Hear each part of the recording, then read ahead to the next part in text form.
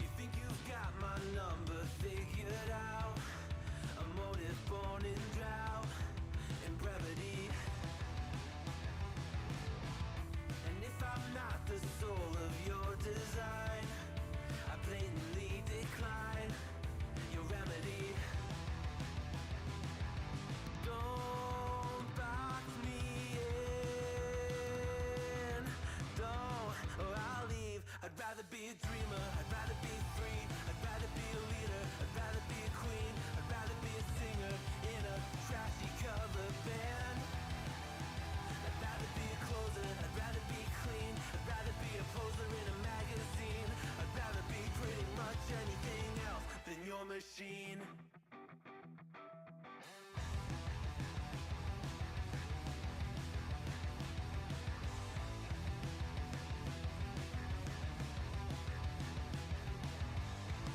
I wasn't always just a single shade, a palette full of gray in reverie. And I can burn it brighter than the sun. I have a golden gun inside of me. Don't box me in, don't, or I'll leave. I'd rather be a dreamer, I'd rather be free, I'd rather be a leader, I'd rather be a queen, I'd rather be a singer in a trashy cover band.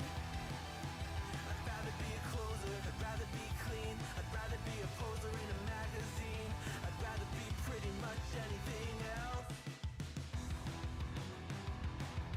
And if I fall behind,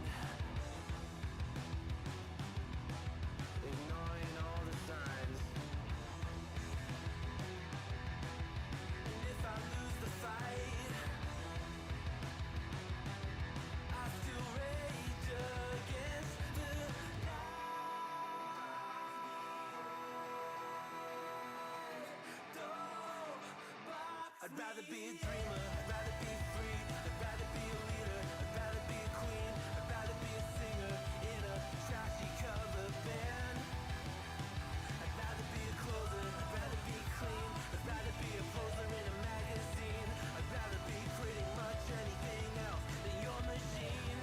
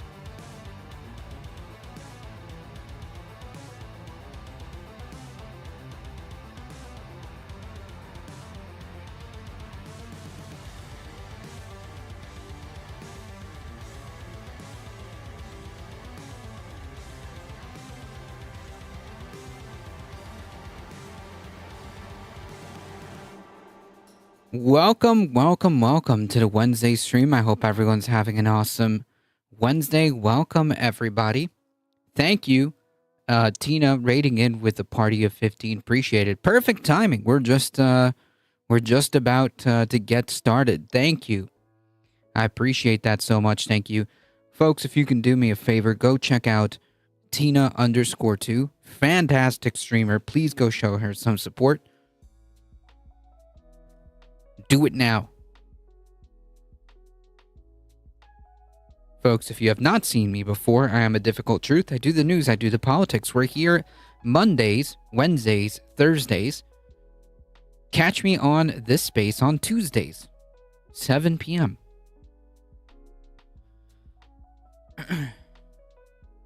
Thank you all for being here. Appreciate it.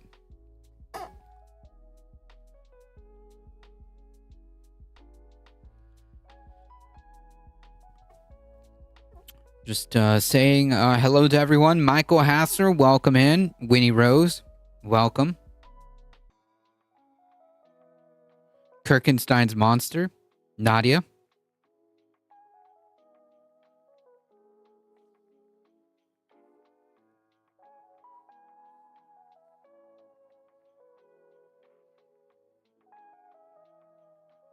Welcome. Hope you're doing all right. Elon Musk is only 5 years older than I.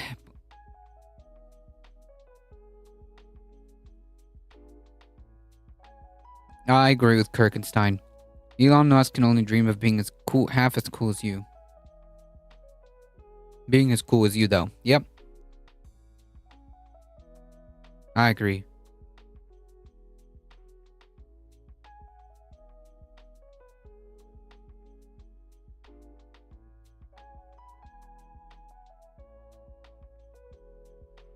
Moneb.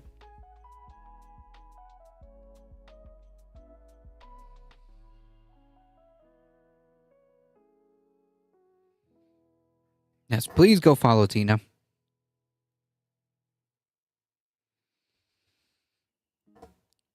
Folks, let's get started. Thank you all for being here. If you want to support the channel, there are many different ways of doing so. Keep doing what you're doing. Liking the stream, sharing, subscribing, doing all the things. Spreading the word, folks, that really does help us out. If you want to support the channel directly, check out the merch store, ! Tip, the Substack, Discord, and check out this space on YouTube. A working class collective. A media working class collective. There's something for everyone there on this space.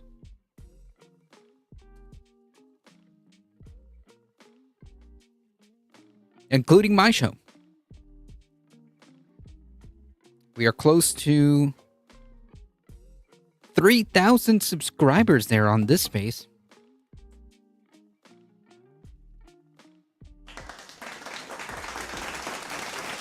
In a very short time.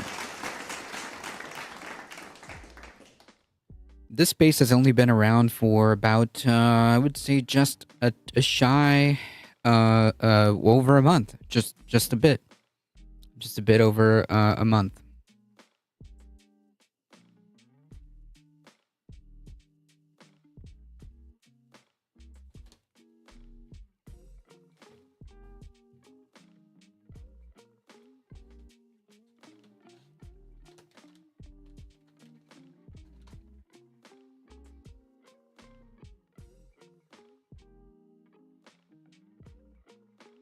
Yeah, I got that MR bump. Indeed. I did see some folks there from the Majority Report yesterday.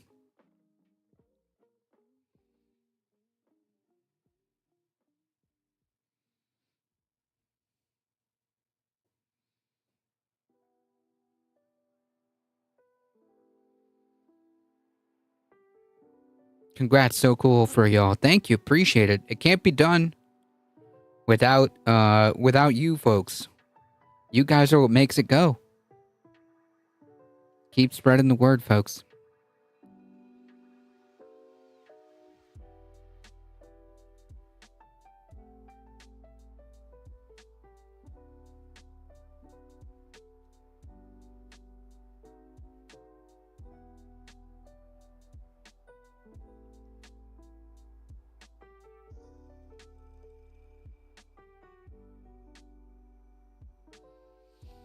All right, folks, let's get started.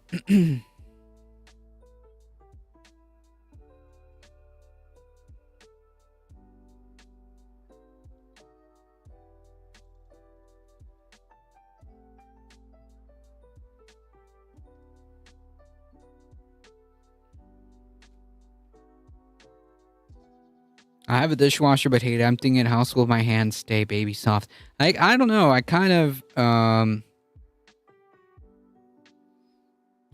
disagree with that. I'm kind of I'm kind of pro dishwasher on this one.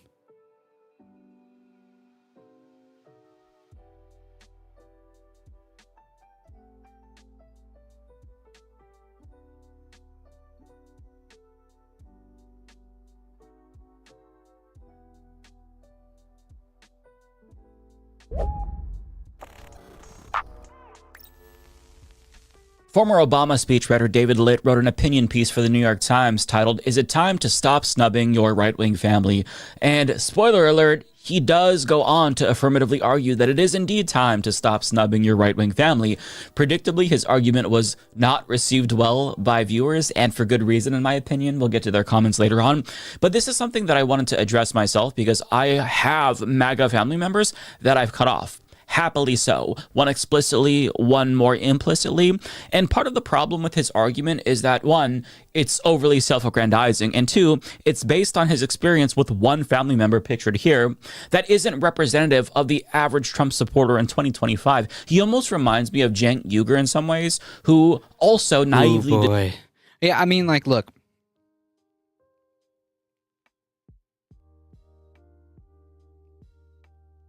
If you cut off your family member because they're MAGA, I mean, I don't fault you, right? Like, especially, given how their decisions have made everyone's lives significantly worse, especially if you're a targeted minority, like a trans person or gay person, any other LGBTQ plus person, if you are perhaps an immigrant and you have family members that voted for Trump. Yeah, I mean, especially if they're unapologetic about their decisions, and or if they learn, or if they refuse to learn the right lesson.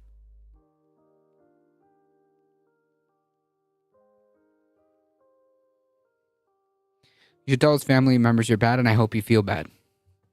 Well, I mean, I don't think those people feel bad. The true Trump believers, they don't feel bad, and that's kind of the problem.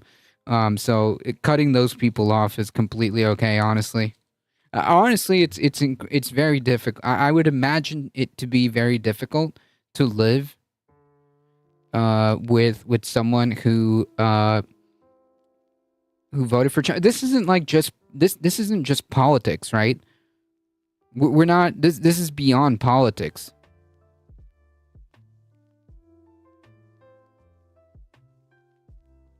We're talking about the morals of people, because it's not just that they voted for Trump, right? That's like, it's not just, oh, he voted Republican, so therefore, like, I don't know, I'll cut him off. It's what those actions and ideology represents.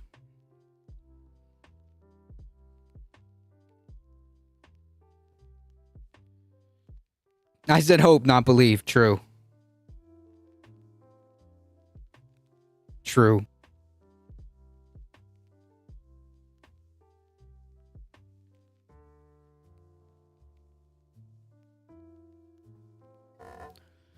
Globus the Elder, welcome.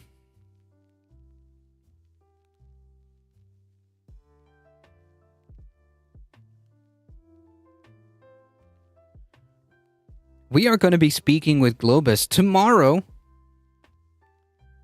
By the way, folks, I'm going to make another announcement today before I go. But we are going to be speaking with Globus the Elder tomorrow, about 6 p.m. That's something you're not going to want to miss.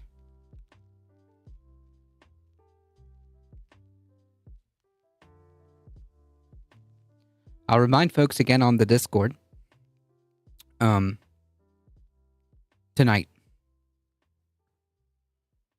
Welcome.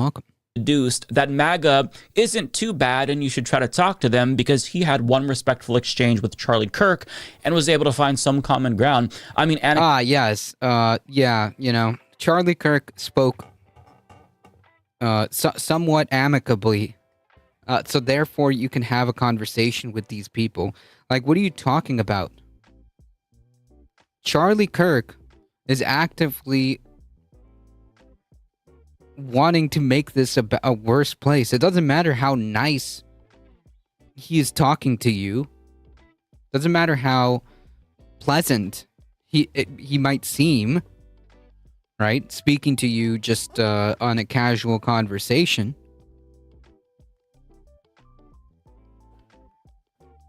The kind of stuff that he believes and pushes for is horrific.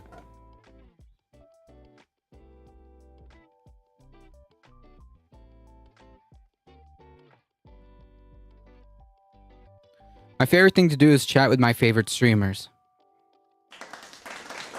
Appreciate that. Me too. I think it's going to be a good conversation. Especially since I don't know too much, like, as far as, like, actually having advanced or more knowledge of AI. I'm here to learn. That's what I'm excited about. Kasparian did the same thing where she said that she changed her mind about all Trump supporters basically because she had one nice exchange with her Trump supporting neighbor. I mean, that's all well and good, but you don't live with these fucking people. You're not forced to be around them on Thanksgiving and Christmas. And if you got to know them better, odds are you'd come to a different conclusion. Those of us with MAGA family members we know from experience. There's a reason why we cut these bastards off. Sure, they can be interpersonally nice, but if you talk to them long enough, their cruel and bigoted beliefs always come out. And that's if you're even able to talk to them and have like a normal conversation that human beings can have with each other. Like, you're not going to be able to have a sane conversation with my MAGA uncle, for example. He exists in an entirely different plane of reality than the rest of us. He's motivated not by economic issues, but by hate, despite being poor himself. And he starts to foam at the mouth and shit his pants the second you remind him that queer people and people of color exist. Like, this is a deeply, deeply hateful person who is physically incapable of containing his bigotry. It always comes out almost as if it's word vomit at some point in the conversation. One of my MAGA siblings, Yeah, I mean, the thing is, like, how are you expecting to have a conversation with people that don't even accept basic reality? And then on top of that, you have to deal with the bigotry. On top of that, you have to deal with hateful, unnecessary comments. I'm good on that one. Queer people, like his nephew, trivial disagreements. You would think that they're reasonable at first, up until a point. But then eventually you talk to them long enough about politics, and then you learn that they think that Democrats are literal demons trying to install a pro-Satan dictatorship in America or some shit like that. So I would love for all of these liberals who are encouraging us to talk to the other side to get back to me after you spend a day or two with my MAGA family members. After 10 minutes, they'll be begging for a fucking lobotomy. With that being said, there are variations of MAGA lunatics, I acknowledge that, and not all of them are necessarily too far gone per se, but the representation in this article in particular is wildly out of touch with the Yeah, and also it's the willingness to accept not just that you were wrong, okay, but to take actions indicating that you actually want to change, right? Because if you just say like I made a mistake for voting for Trump, but you then go ahead and vote Republican down ticket, it just doesn't do me any good, right? Like it's not just acknowledging that you're wrong, it's actually changing as a person. Like apologies don't mean crap, words don't mean crap necessarily. You gotta add the actions behind the words. Hey, Unc, how are you doing, Uncle? Spawn of Satan, what is the best for you? What is best for you not to exist. The next best to cease existing as soon as possible. You great talk. See you next Thanksgiving. Unironically, I'm pretty sure like that's about as close as to being accurate as possible. Most of us have, and it's sad and kind of, horrific to think about that your own family members believe this and want you gone. Coming at this from Mike's perspective. Our Trump supporting family members. But this author really, really, really thinks that you should embrace your MAGA family. And I say that because, he has talked about his experience with his brother-in-law again and again and again. Before he wrote about this in the New York Times, he wrote about this in Time, he wrote about this in Barry Weiss's Free Press outlet. He wrote an entire book about it titled It's Only Drowning, A True Story of Learning to Surf and the Pursuit of Common Ground. So this one experience with his brother-in-law very clearly changed his perception. Now, I have not read the book. I'll link to that down below if you're interested in checking it out. But based on the articles that he's written, he explains that he found common ground with his conspiratorial anti-vax Joe Rogan superfan brother-in-law when they formed a friendship through their mutual interest in surfing. Now, based on his description of his brother-in-law, he seems more like a conservative-leaning normie as opposed to the MAGA diehards he invoked in the article. Truly is what some hand-wringers like the article would have us normalize. Yep. But in an interview, he explained how they're also polar opposites in a plethora of other ways. The two of us have nothing in common. Our surfing skill is one of those things that we don't have in common. But, he's covered in tattoos. I have not gotten a temporary tattoo, I think, for like 15 years now. That's the last time I felt comfortable with it. He once threw out his back training to be an ultimate fighter, and I once threw out my back lifting a bag of cat litter. So Matt and I are two very different people. And I decided I wanted to try to make it to the North Shore and surf an overhead wave, right? Which I understand, like on the North Shore, you got like kids, literal kids doing that. But for me, that was pretty scary. And I knew I needed someone with me who could help me get there. And so I started surfing with Matt, and we formed this kind of unlikely friendship via surfing. And so the book is, it is a surf book for sure, but it also, I think, is the story of a friendship that crosses all these fault lines that, these days feel uncrossable. Yeah, well, I mean, it just depends, right? Like, if the so-called fault line is someone's existence, it's someone's very existence, then like we can't. Like, what do you want me to do? Like, there's nothing for us to talk about. You just don't want certain people to exist. That's not okay. As a sister who voted for Trump, she's dealing with her mistake. Oof. Now, he kind of downplayed the political angle in that interview, but he overemphasized it in the New York Times piece that he wrote to make it fit the political narrative that he was going for. But either way, I want to hear him out because I don't think it's nice for me to shit on his argument before we actually hear what he has to say. So first, he says that he was purposefully rude to his brother-in-law before he really even got to know him. He writes, "My frostiness wasn't personal. It was strategic. Being unfriendly to people who turned down the vaccine felt like the right thing to do. How else could we motivate them to mend their ways? He goes on to argue, there's been a sorting into belief camps algorithmically and in real life. It dictates whom we match with on dating apps and where we live. We block those we disagree with online. We leave the group chat. We don't show up for Thanksgiving. Yeah, it depends on what the disagreement is, right? Like that is a huge part of the equation.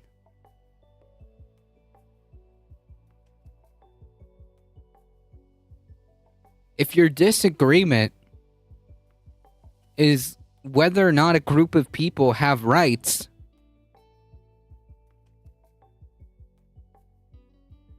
that's not something that we can like have a that is not something that we can negotiate. There's no negotiating human rights.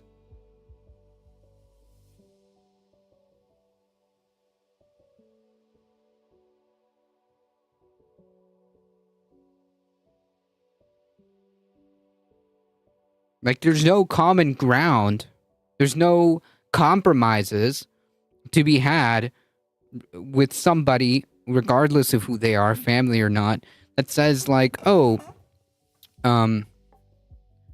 yeah, this group of people doesn't deserve the right to due process. What? Symptom of dysfunctional politics, not being able to make such rational distinctions between a disagreement on whether this tax bracket's marginal tax rate should be like 25 versus 27, as opposed to who should get to exist. Right, that's exactly what I'm saying. Yes, that's exactly it. Right, like we're not arguing like tax code. Right, we're not arguing we don't have a disagreement. Okay. On whether we can have a disagreement on whether or not you believe certain tax codes and tax exemptions or whatever should apply and to who and whatever. But when you start arguing about whether or not someone deserves human rights or not, there's no disagreement. You're just a ghoul. Like, we're not having a disagreement here. You're just a ghoul, right? Like, no.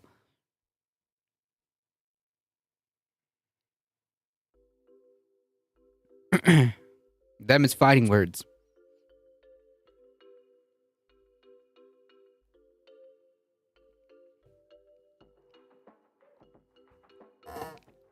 He's obviously never been directly affected. Those of us who have don't have time for this abstract sentimental hand-wringing and need to get out of the reach of these Nazis to put our lives back together.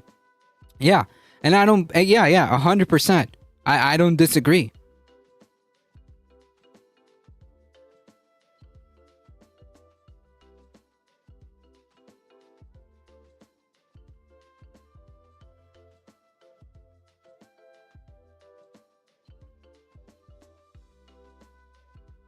I don't disagree.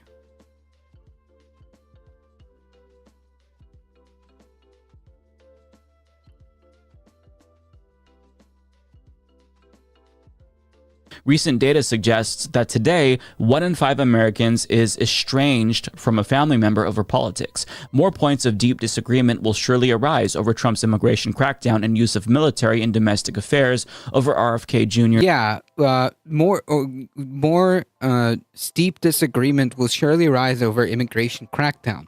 Yeah, man. Like, who gets due process or not? Like, there's no disagreement to be had here. You're just a ghoul. The total abdication of moral judgment, total equivocation on questions of political and moral substance, just peak brain rot of this capitalist society, and its total bait and switch on democracy, the illusion of democracy, and the determined obstruction of actual democracy. There's Maha mandates over anti-Semitism, over a mega bill that takes healthcare away from the poor while cutting taxes for the rich. No one is required to spend time with people he or she doesn't care for, but those of us who feel an obligation to shun strategically need to ask, what has all this banishing accomplished? It's not just ineffective, it's counterproductive. Counterproductive to what? Who cares? Fuck these people.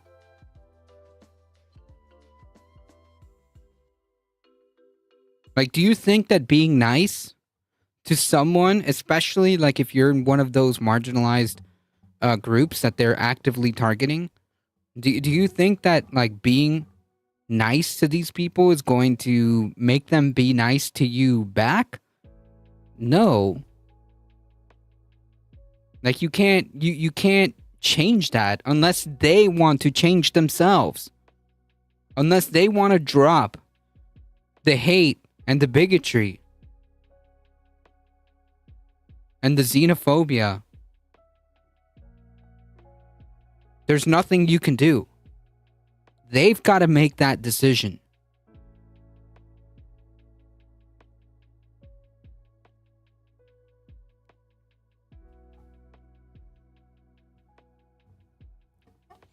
And if they want to prioritize their hatred and their bigotry and their xenophobia and their devotion to this authoritarian madman over family, then that's on them. That's not on you.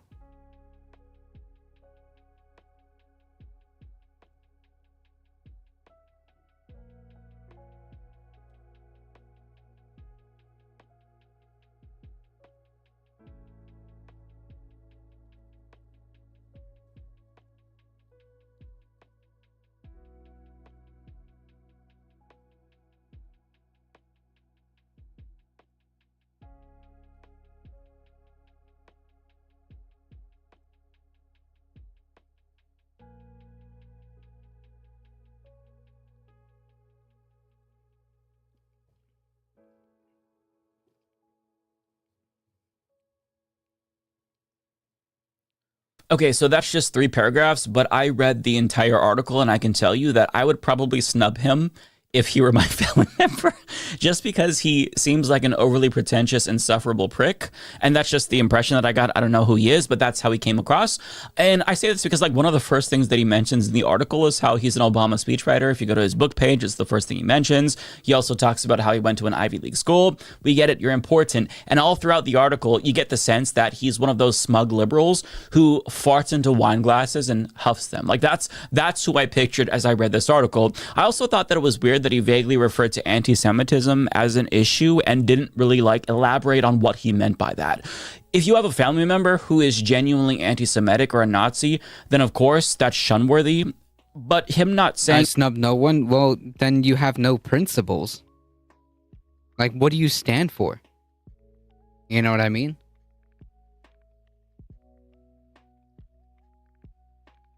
Like, at some point, you gotta draw a line in the sand, right?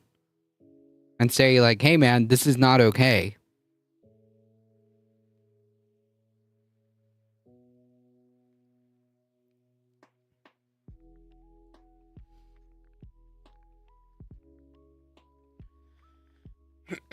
Love, peace, yeah, but, like, if you're dealing with fascists, they don't extend that same courtesy to you.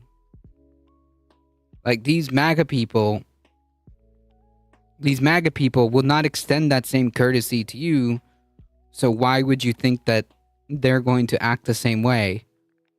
I mean, like, you can just look at who they are, their character, and how they act towards people they don't like. It's okay to stand for something.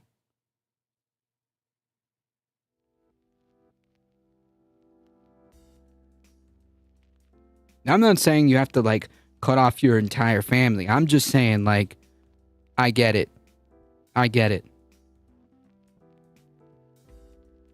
And you don't have to deal with them. Family or not, you don't have to deal with them.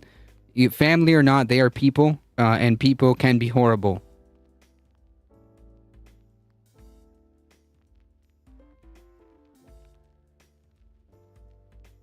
Anti-Semitism and Islamophobia or other forms of bigotry like xenophobia or transphobia, it kind of leads me to believe that he is a liberal Zionist type who fixates on supposed left-wing anti-Semitism as a way to divert attention away from the genocide that's happening. So I wonder if he's using anti-Semitism as a synonym for anti-Israel. I don't know. I don't have much to go off of. But, anti-Semitism is a serious problem, and it is getting worse. So sure, maybe that's something in his family that he experienced or something like that. But maybe we're just trying to extend the benefit of the doubt, but I'm pretty sure Mike Figueroa is right. Maybe if you have a bunch of MAGA people, you would feel pretty unsafe, and you would see the rise in anti-Semitism. But I've got a feeling that what he's talking about is just the conflation of anti-Semitism and being anti-Israel. To me, it stuck out because him being an Obama-era liberal kind of makes me automatically assume the worst. But to his point, yes, if someone was anti-Semitic, no, I would not want them in my life. But if they're pro-genocide, I also wouldn't want them in my life either, assuming he's referring to that. That aside, his overall point is that we've all inserted ourselves into different echo chambers and become increasingly polarized, and this is harmful both at the individual level and for society as a whole. And he goes on to share how... Yeah, and who's doing that, right? Why, and who's doing that? I think that the problem is that the right is the genesis of all of this. John Lithium.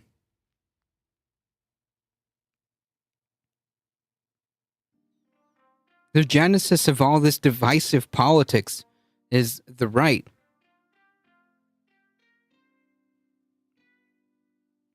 Me not wanting to be buddy with a MAGA freak is not because I'm divisive.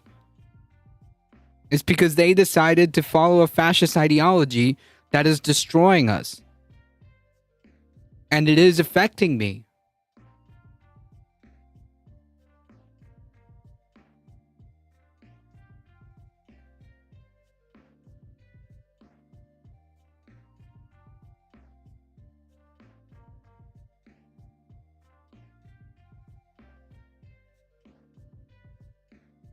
He got to know his brother-in-law on a more personal level through surfing, and even though they haven't changed each other's minds on politics, they still managed to form a really strong bond and friendship overall. And he even said that when he was considering a run for office, his brother-in-law said that he would vote for him since he's just a regular guy, which kind of confirms my speculation that this is more of a conservative normie that we're talking about here, who doesn't follow politics as closely as, say, a Fox News brained Trump supporter. Yeah, who we're talking about is like the cult members. Right? We're talking about like the diehard MAGA cult members that you see on social media. That's who we're talking about. And those people exist, and they are family members. Believe it or not. Who's in his 80s, who voted for him 3 times and wears his MAGA hat everywhere he goes. Regardless, he says that him and his brother-in-law dropped their guards over time and connected on a human level, and he goes on to suggest that others should try to do the same with their conservative family members too, writing, "When I share stories about surfing with my brother-in-law, people often tell me about relationships in their own lives pushed to the brink by politics. Sometimes I care. Care about what? they're proud of ties they've severed. More often, they're hoping for a way forward. How can we pierce bubbles of misinformation? Can friendships fractured in the Trump era be repaired? My advice is always the same. Our differences are meaningful, but allowing them to mean everything is part of how we ended up here." No. Part of how we ended up here is the decisions that these people took. That's how we ended up here.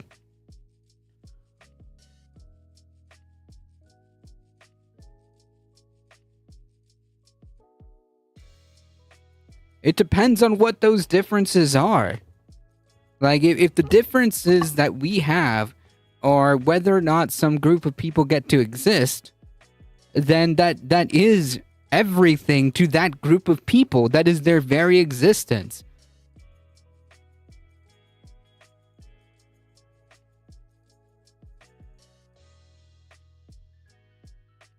When we cut off contacts or let algorithms sort us into warring factions, we forget that not so long ago, we used to have things to talk about that didn't involve politics. Shutting plays into the hands of demagogues, making it easier for them to divide us and even in some cases to incite violence. There are, of course, some people so committed to odiousness that it defines them. If Stephen Miller wants a surf lesson, I'll decline. But are most people like that? In an age when... Well, no, we're not saying that every single person is like Stephen Miller. It's just that also that wasn't a problem for them. If you think that Stephen Miller is so disgusting and heinous that he shouldn't be associated with, I mean, what does that say about the people who wanted and who are cheering, who are actively cheering and supporting the administration?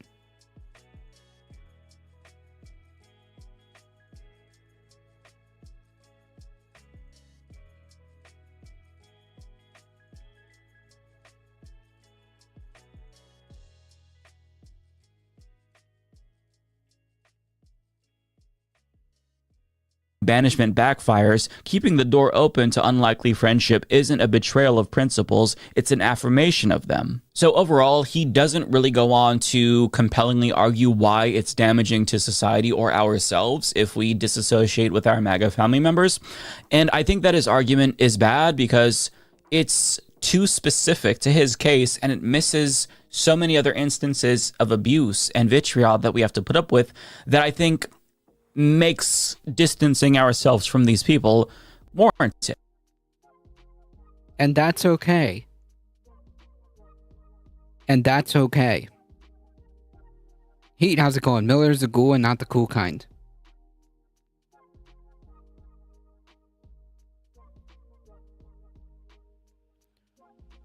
Is Gator Nuts still out here? Figured they would be banned everywhere by now.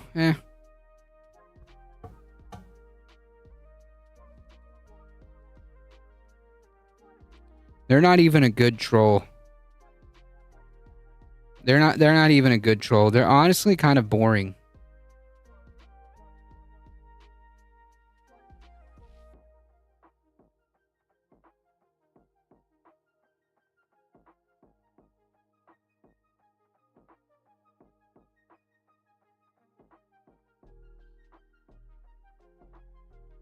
First and foremost, he's assuming that the shunning is exclusively coming from leftists and liberals when it also comes from MAGA as well. For example, before my auntie became an immigrant-hating Trump supporter, she called me a degenerate for being gay. I was shunned first. Yeah, like, and we're supposed to, like, you know, again, especially, like, from, like, Mike's perspective, you want him to reconcile with someone like that?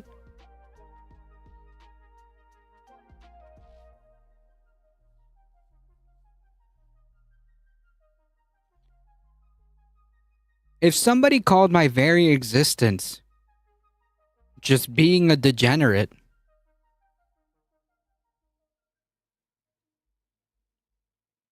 I mean, that's it. GG's. We're all supposed to be the bigger person after that. Yeah, I mean, like, exactly. Like, we're always expected to be the bigger person and get nothing from the other side, right? The trolls aren't sending their best. Welcome, Bipedal. It just means you're a punching bag. Right, and that's not cool. And if you don't want to associate with an aunt or an uncle or sibling or perhaps a parent who thinks of your very existence as, quote, degenerate, I mean, I don't blame you. I wouldn't want to be associated with that person either. They're literally saying that my person, my existence is just like not, it just shouldn't be. It's just a complete misunderstanding, even of the stakes and dynamic stakes, even of the stakes and power dynamics at play. Yeah, being the bigger person, right? Our tolerance isn't guaranteed. Yeah. And I get it, you know. being empathetic is great. We should all continue to be empathetic. That doesn't mean that you have to break bread with these people. That doesn't mean that you have to tolerate bigotry.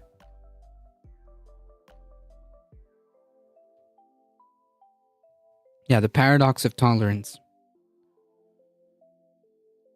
Donald Duck, welcome. One could just as easily, if not more easily, being the bigger person is standing up to the forcible intrusion on what's right and just and duly owed to oneself and another with mustering all the force he can, regardless of outcome. Mayhem Hippie, welcome.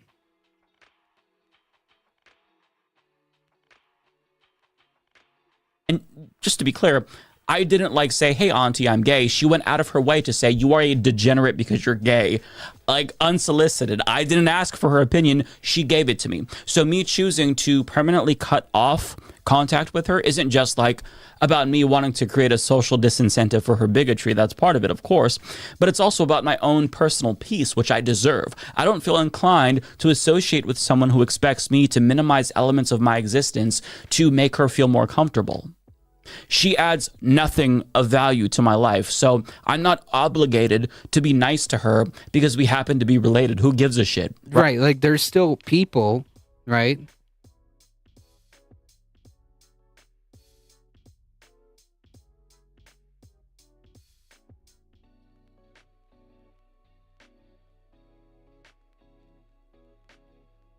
Like, it's not courageous to throw marginalized people under the bus to, quote, maintain the peace. Yeah.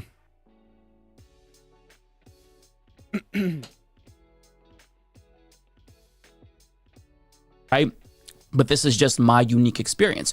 If you're a trans woman, for example, who's rejected by your MAGA father, for instance, it's not just that you have one meaningful difference with him. That difference is everything. That person Right. is denying your humanity, and shunning them isn't only about punishing them. It's about taking power back and maintaining your dignity as a human being, which you deserve. It's also about self-preservation. Some of these people are downright abusive. Yep. Again, like, you know, yeah, this isn't like you should just like automatically start going hack and slash on your family as far as relationships go. But like, yeah, I mean, if your aunt or a parent or a sibling or whoever, best friend, close friend, are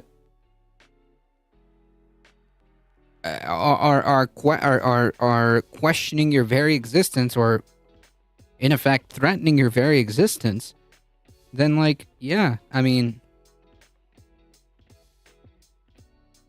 it's not even about honestly, it's not even about punishing them by saying you don't want to associate. It's more like, dude, I just don't need this. I don't need this in my life.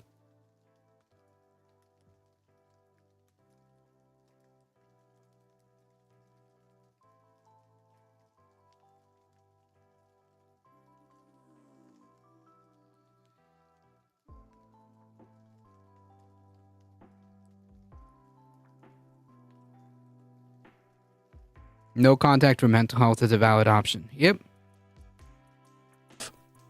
And you owe it to yourself to not be around people who abuse you, who treat you like you're subhuman. Now, I think that David Litt would argue that I'm referring to more extreme cases, and since he brought up Stephen Miller as an exception, he would probably argue that a queer person, for example, is justified in shunning their family members, which is fair. But I mean, wittingly or unwittingly, he's still playing into this societal expectation that family is the most important thing in our social hierarchies, but that's just not necessarily true. I mean, yeah. I mean, I would say that, like, I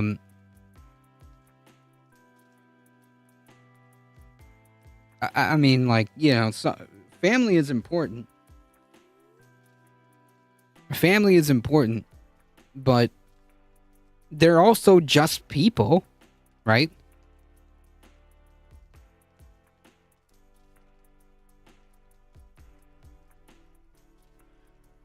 They're also just people.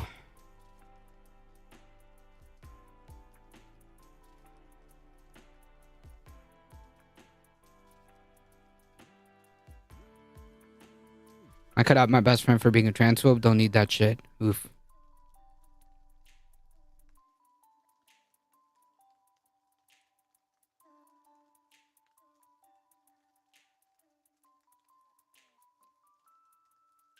Bozy, welcome. If it were so important, the bigots might place more value on actually caring to even try to understand and not write off the whole groups of people based on their bigotry. Right. That's exactly how I feel. Seth Evans, exactly. Tolerate bigotry because of family. How about don't be a bigot because, family? Right. That's exactly how it should be. Wolfglen, welcome. Okay, serious comment. NAFTA was a major seed in this path to our current situation. Capitalists and Democratic lied, and the Democratic lied to the folks that we're going to work, that we're working to do manufacturing. NAFTA ended a way of life and opened the doors to another line of hatred that was used to turn the minds of Americans. Not to say the races were not always there, but NAFTA added fuel to the fire. Well, I mean, I'm sure that it did have a significant impact.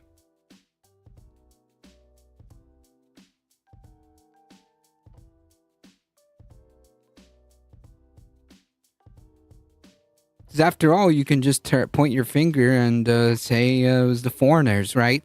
It's the classic.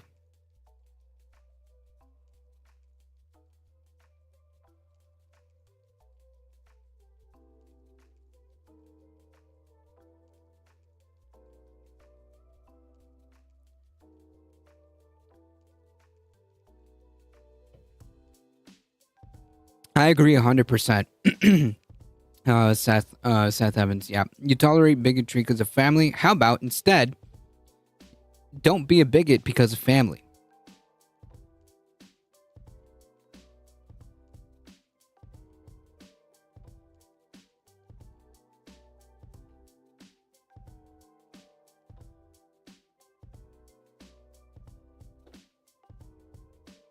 And like how we saw that guy on the story about the guy in More Perfect Union who voted for Trump. And the first thing that came to his mind about the reasons why he voted for Trump, the first thing that came out of his mouth was, I agree with his stance on immigration. That tells you, first of all, everything that you need to know. And second of all, he lost his job, okay? The thing that he was so stoked about, because he had to take care of a child, because he just had a child, and he threw all of that away. A good paying job. He not only did he throw away a good paying job, but he threw away the lifeline that he needed to take care of his family. Because bigotry and xenophobia came first.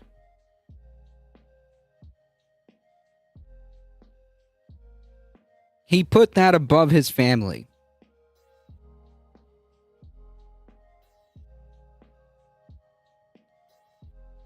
And I doubt that he'll admit that.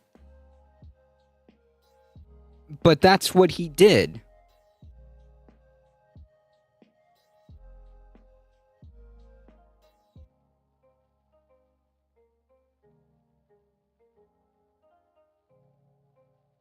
He didn't explicitly say, but that's what he did. He traded away the ability to have a good paying job, the ability to take care of his family and his newborn child. He did that because his xenophobia and racism took precedent over his family. That's literally what happened when he decided to vote for Trump, who inevitably took away the jobs that he had and was were well-paying jobs. Ladybug, welcome. Just another minority group, and boom, you've got a distraction. Yeah, of course, You ever wonder why the economy is so bad? Blame, the brown people.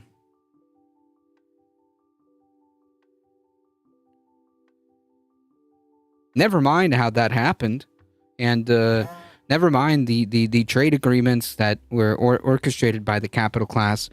Never mind that. Don't pay attention to that. Etchbox. Wow, I'm so late. No, you're good. It's all good. In some cases, Ladybug, family welcome. can be the worst to you, more so than people that you're not related to. But I understand why people believe that. Like, regardless of how Trumpian or bigoted one of your family members is, the fact that you know them personally and grew up with them makes it very difficult for you to be impartial about them as people. Because, you know, them being family kind of allows us to sometimes excuse behaviors that we wouldn't otherwise excuse if we weren't related to them. I think that part of it might be cognitive dissonance. Another part is embarrassment. Nobody wants to admit that they're related to somebody who is deeply hateful at their core. And also, like, again, this kind of this kind of societal thing where, like, family is supposed to be above everything, which, like, look, I get it. You know, I do think that family is important. And I do value family. But they're also just human beings. They're just people, and people can be cruel, and people can be hateful.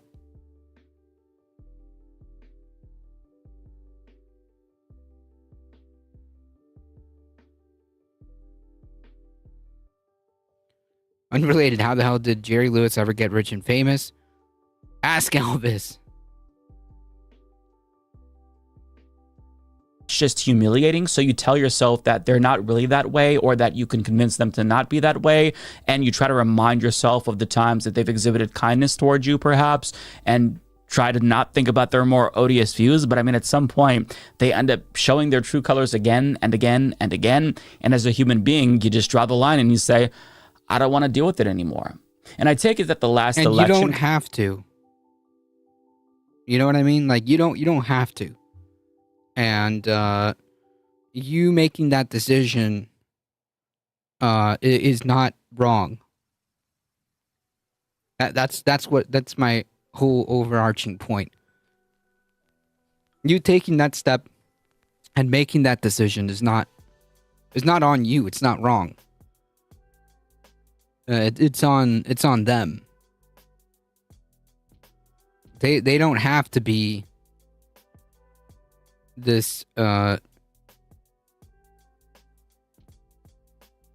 don't have to be this hateful, bigoted person.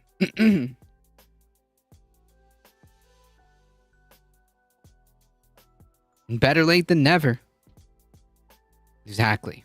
Kind of served as the last straw for a lot of liberals and leftists. It did for me personally. If our family members can support an insurrectionist, transphobic, racist, rapist running on mass deportation, it's not just that they're immoral. It's that they're trying to impose their immorality on the rest of society through government. by pushing that lever. Like, you know, it can't. We knew. They were told what would happen. And they made that decision, okay? Like, this isn't the 2016 election anymore, man. This isn't the 2016 election anymore. Okay? Like, that whole I didn't know bit doesn't work anymore.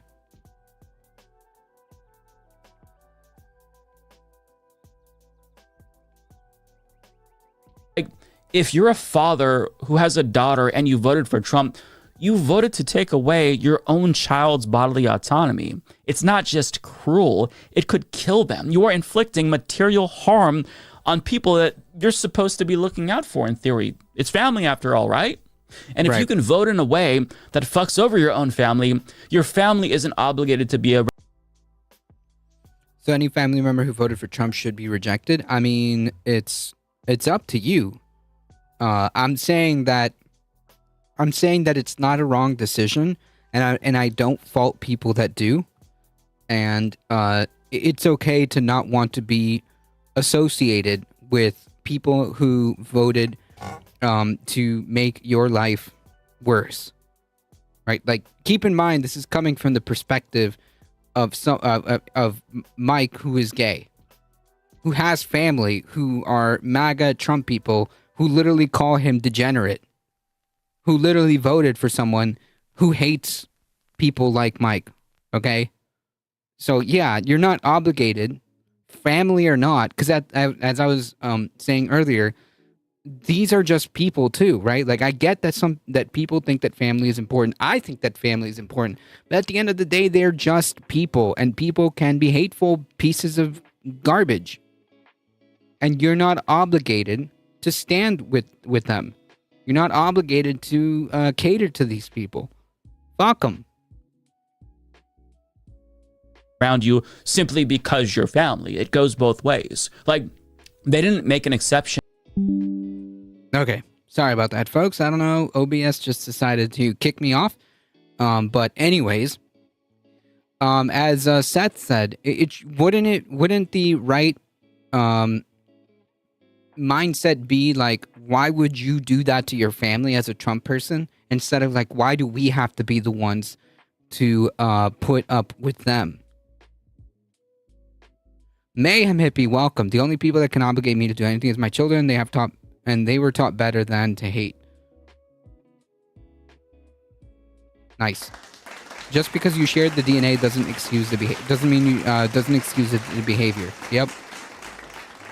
If someone's having buyer remorse over Trump, I'm happy to politely explain them why they should indeed feel that way. If they're trying to force MAGA ideology, I don't hold back. Yeah, I mean, like, exactly. We're not talking about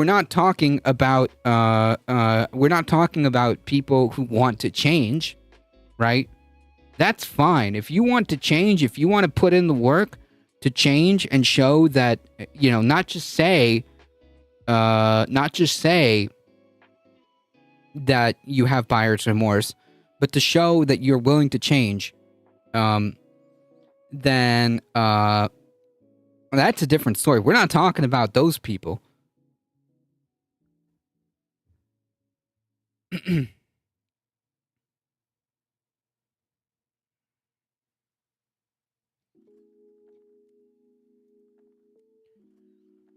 Hey, Trump supporters, they're shitty people. They aren't even people, if you ask me. They are. I'm afraid. They are the worst of us. But they are people. They are human beings. Like, let's not get it twisted. Let's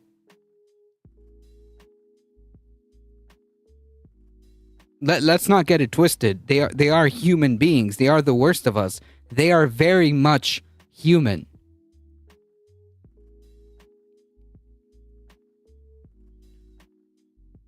Can you vote for Obama 2029, please? Yep, I'll do it right now.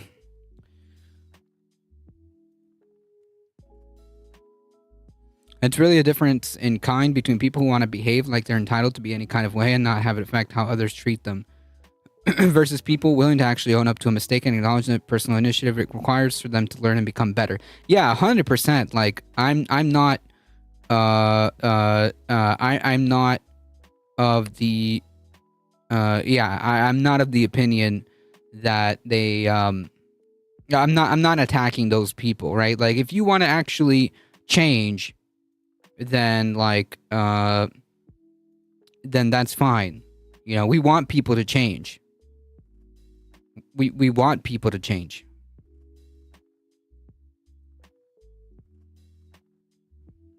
That is a very dangerous mindset. They're people, they have fears, dreams, and hopes like the rest of us. I will never hate hate someone for their vote. I would let them show their racism and sexism and dislike them. Yeah, I mean, like, I'm not opposed to being angry at these people. My point is that they are very much human. And people are evil. People are evil. All right, it's human. It's humans. I thought we hated Trump here, folks here. That's okay. It's just that they're still. My point is, we can't dehumanize them because they are very much human. They are the worst of us, and we can't lose sight of that. Okay.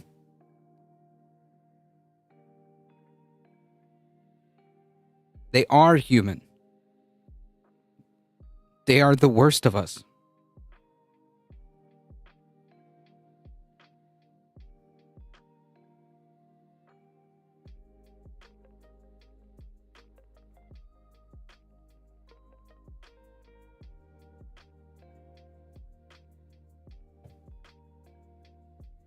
And just to be clear, like also, this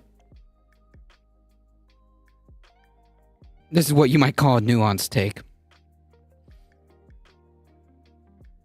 Typical leftist.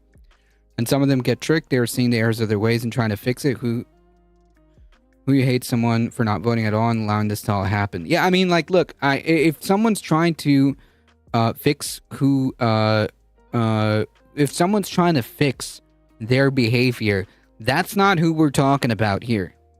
That's not who we're talking about here. We want that.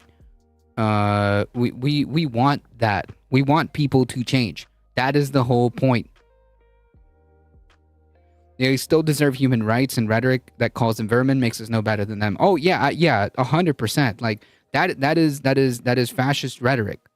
They are very much human. They are very much human. And also, I think it kind of cheapens out the responsibility of their actions. I think it's cheapening their responsibility of their actions.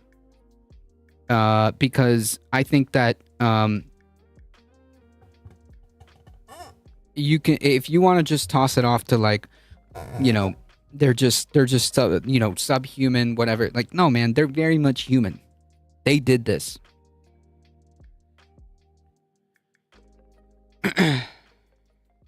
If you voted for Trump 3 times and are now just having buyer's remorse, it's hard to have sympathy for them. Oh, I'm not asking you to have sympathy.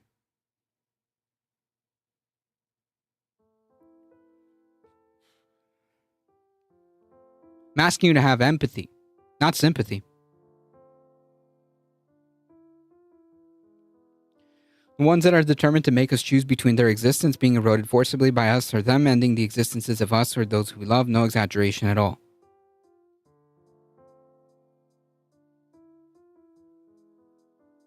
It is hard, but by taking away that sympathy completely dehumanizes yourself and not them. Yeah, no, I'm not asking you. No, I'm asking you to continue to have empathy simply because they are human beings. I'm saying that you don't have to have sympathy for them when the chickens come home to roost, you know, and the consequences of their decisions come home. That is completely different. You don't have to have sympathy. You can save your sympathy for the real, for the victims of their decisions. But you can still have empathy in the sense that they are still people. They are the worst of us. They have actively tried and to large degree succeeded in making life difficult for us. In some cases, they are trying to eradicate groups of people. But that is their very human nature. Like that is who they are, and they are very much human. So we need to acknowledge that. But yeah, you don't have to have sympathy for them. That's what I'm trying to say.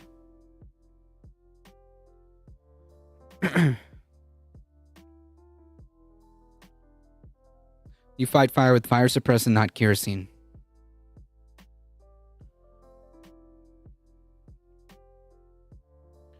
The sheep simply need to be redirected. The shepherd is the one leading them down the path of hate. Yeah, but like we're not sheep though.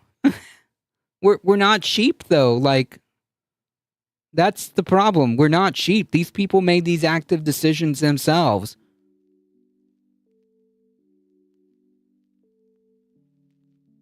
So love everybody, even Trump supporters. I agree.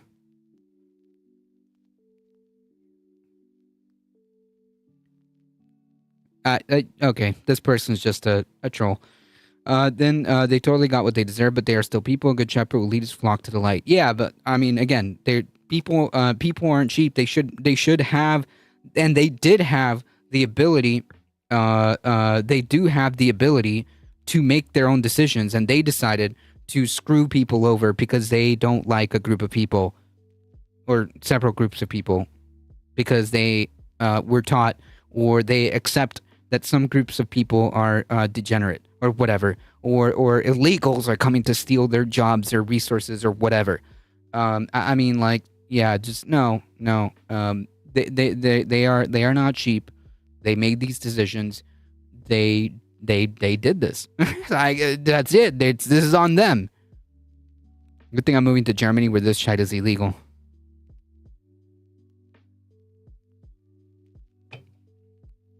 I don't blame you. I seriously don't blame you.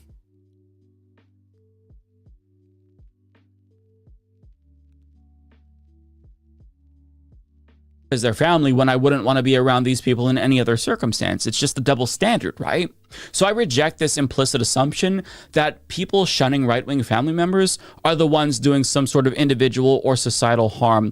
No, it's the Trump supporters doing the individual and societal harm, and the people doing the shunning are responding to harm being inflicted on them by people who are theoretically supposed to care about them the most. If family matters more than everything, then they should have thought about that when they voted to fuck us over, right? Right, especially if you're from that targeted group. Like if you're a trans person and your family is now hemming and hawing like, "Oh, they won't speak to me anymore." Dude, you did that. Why would a trans person want to associate with a person who voted to destroy their lives? Why would a trans person be associated with a family member who calls them degenerate? Why would a trans person be associated with a person who voted for Trump, who put in people like Stephen Miller? They were told who to blame. Some have been feed the blood-filled lies for generations. The only way to break the pattern is education. Oh, 100%. I think that that education is definitely a part of what needs to happen here, which is why they're fighting so hard to make sure that public education is crippled. I don't disagree. But some people are grown adults. You know what I mean? Like you're a grown adult in the year of 2025. I understand that there are some, like you said, there are some people who just don't know any better. But like, it's 2025, and that is slowly getting harder and harder to believe. Some people aren't much better than cheap intellectually living in Trump country. These people are the kind of that actually thought Martians were invading in 1938.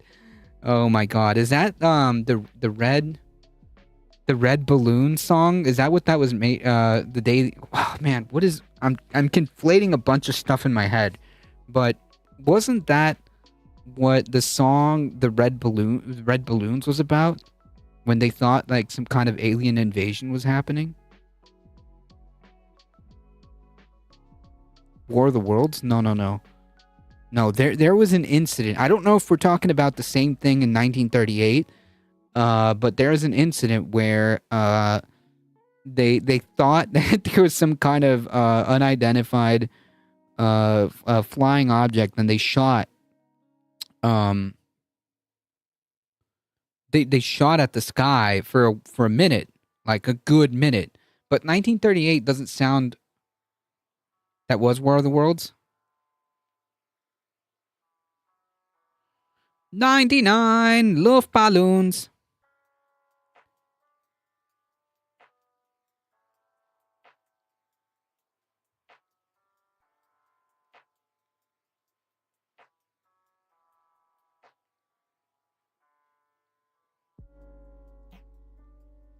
Okay, gotcha. War of the Worlds. Okay, chat's coming in with the receipts here.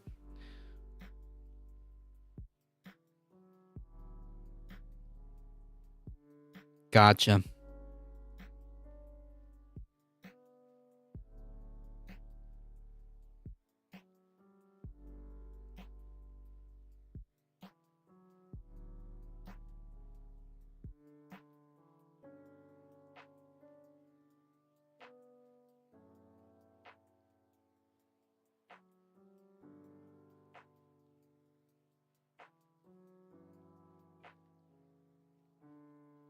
Not saying it was aliens, but aliens. Tom Cruise is old AF.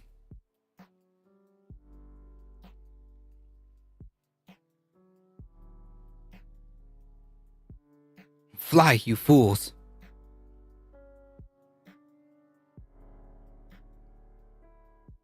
their votes for Trump basically was confirmation to a lot of us that they are deeply immoral people. And just put Trump aside for a moment. One of my siblings voted for Trump in this last election, but shortly before that, I cut them off because they made deeply disgusting transphobic comments to one of our trans family members. Many conservatives, including Trump himself, ride the conservatism through trauma, which makes their behavior extremely intractable.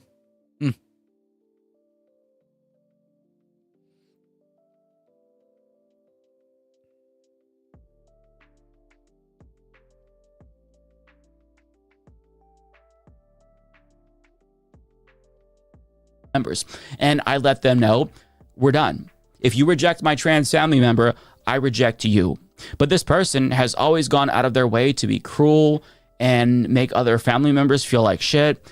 Them voting for Trump is an extension of their immoral behavior and flawed character. So I wasn't surprised when I found out that they voted for Trump, likely for anti-trans reasons, even though they're now probably regretting it since they're on Medicaid, and that's going to go bye-bye soon.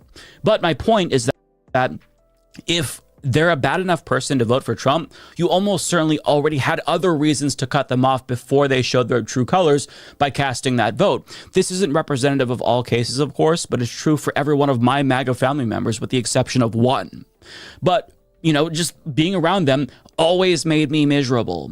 They never, ever shut the fuck up about politics and drop passive aggressive comments here and there. Yeah, I mean, like, again, this is above, this is above politics, right? Like, we're not just saying, we're not just fighting, we're not just fighting because you voted Republican and like, that's like, dude, you have these positions that are just untenable. Okay, I'm sorry, but people's existence are not up for debate. This is not a disagreement, and that's okay. You don't have to be around these people, family or not. Voting for Trump is just a confirmation. Yep. Welcome, Mouselander. I have a first edition. One of my pride of joys, how I will die in the zombie apocalypse trying to save the books. The first people I distanced myself from were my former college classmates. I went to conservative school, and they had some terrible takes online, so it was easy to say goodbye. Yeah, and you don't have to be around those people. You shouldn't have to. You shouldn't have to be forced to reconcile with those people. Even if they were good friends or not, or best friends or not, or family or whatever. It doesn't matter because they're just people. And if they're willing to commit, to doing to voting that way with the strict with the objective of destroying people's lives, with the objective of destroying people, with the objective of getting rid of a group of people, whether it be immigrants, trans people, gay people, with the explicit purpose of limiting rights. I mean, no. You don't have to be around those people.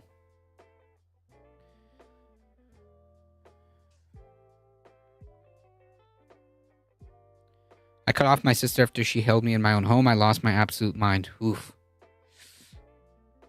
Comparing gay marriage to kind of, to, let's say, animal love was the kind of crap I had to read. Yikes. Yeah, that would have been a no for me. People like her were just waiting for someone like Trump to come along. Yeah, exactly. It's a, I think Mouselander was the one that said it's a confirmation, right? Like it's the hey, it's okay, for me to be like this. It's okay for me to be like this.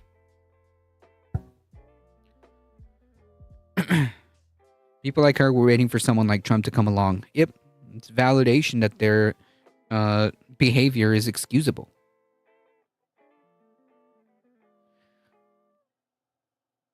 Most maggots are completely clueless when it comes to debating. They only know how to argue. They only know how to loudly argue. I don't know. The algorithm has been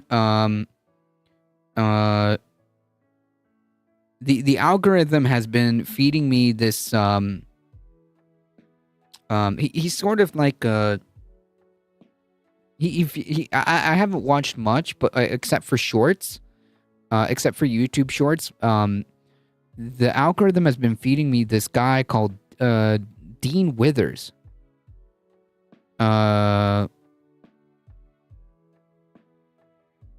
He has some kind of podcast where he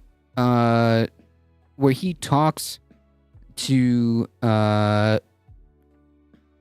conservatives, to Trump voters, and the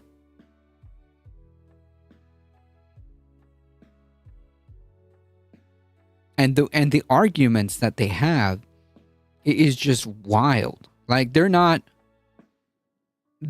debating.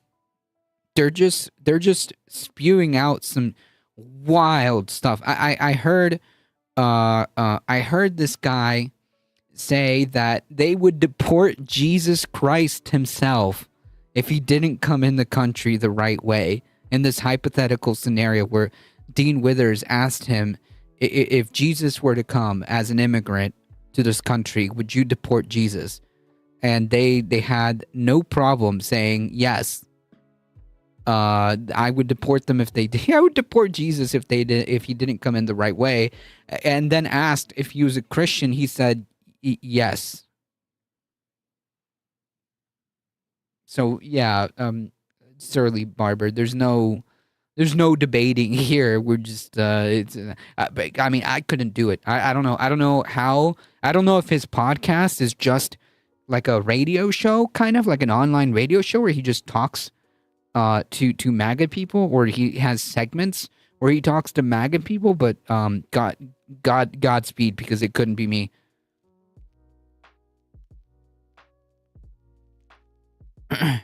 If my efforts to emigrate fail and I get repatriated despite it all and somehow not imprisoned or executed upon re-entry, I'm dead in days because of the abolition of Medicaid.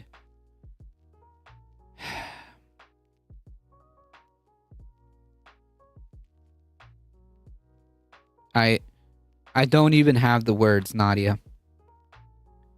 I don't even have the words. Like, it's disgusting, and I'm sorry. That is even a possibility. That is horrifying to think that is even a possibility. But unfortunately, it is, right?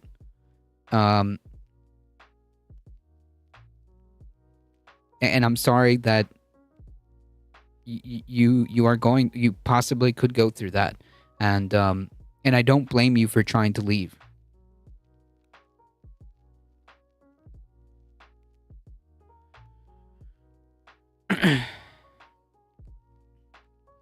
Relative tried giving me the Musk salute. Jesus. I looked them dead in the eye and said, don't ever effing do that again, and they didn't. Yeesh. Do you ever talk about the homesteader to alt-right pipeline? No. But I feel like I could see that. I feel like I could see how that works out.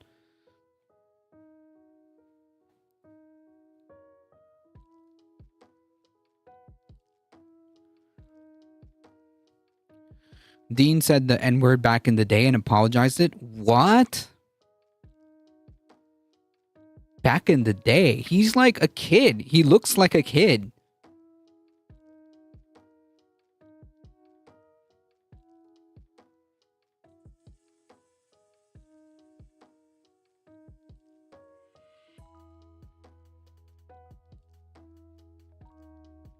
Are we talking about Dean Winchester? No, it was a YouTube shorts that kept popping up for me about a guy who debates MAGA people. Oh, it's just 100 calls. My bad.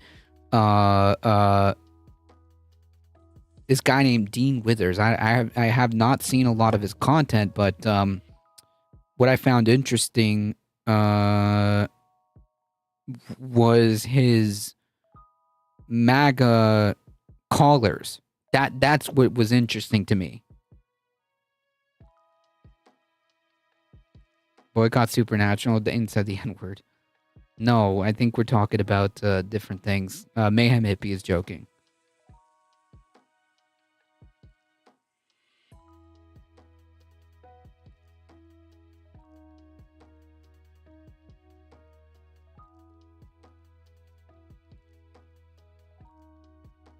Those crunchy conservatives are so weird. Yeah, but it kind of makes sense, right? It kind of makes sense the more you think about it. I'm not saying especially these crunchy like healthy people that are a bit too obsessed with the purity of the food. I could see how that kind of gets twisted. I'm not saying that eating like healthy food or eating organic food is bad. Obviously not. I'm just saying that I think that this obsession with purity, I feel like somewhere in there it could get twisted and warped. So yeah, I could totally see how like these hippie, or I guess nowadays they're called crunchy people, could absolutely be very far right.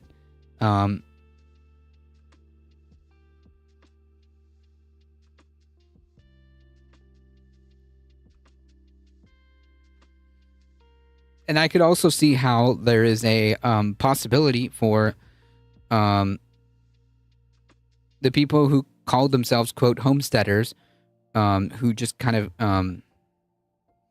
get caught in the kind of prepper. They're not just homesteaders. They are kind of like this prepper, like this far right prepper kind of mentality that kind of grabs them. And they just happen to be homesteaders. But also, I feel like also this idea of homesteading, not that it's bad, but the way they kind of twist that, is this individualism where they feel like they're the only ones that matter. They feel like they're the only ones that matter, and screw everybody else, which I feel like this can also devolve into very dangerous paths.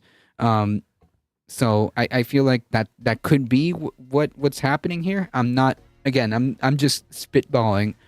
I mean, like if you're one of these like far right homesteaders or whatever, that you're doing it because you think that the only thing that matters is you and protecting yourself and your own, and there's you're preparing, right? Because presumably you want to homestead in preparation for something, and that I can see where those paths can get I see where those paths can get very very bad very quickly.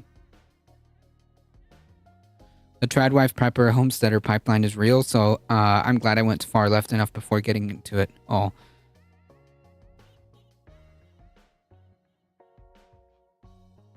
Individualism was pushed on us from the beginning. Yeah, but like to the point where like you are literally saying like I don't want anything to do with anybody, and screw everybody else, right?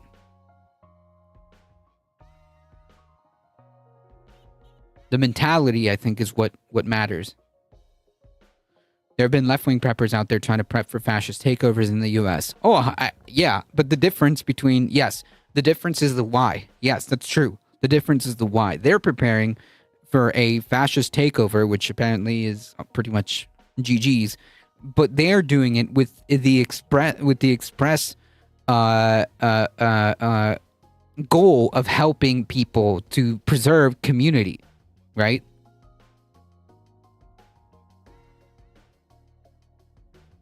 Their goal is to help community, so they are preparing with the explicit intent of preserving community and fighting fascism. When your government doesn't allow you to live with dignity, what can you do? We need to come together as a community. Right. They come to the different conclusion where nobody is going to help us, which understandable. Capitalism has brought us to this point where nothing functions properly. So they think we need to kind of shut the door, and every man for themselves, right? Instead of we should be coming together.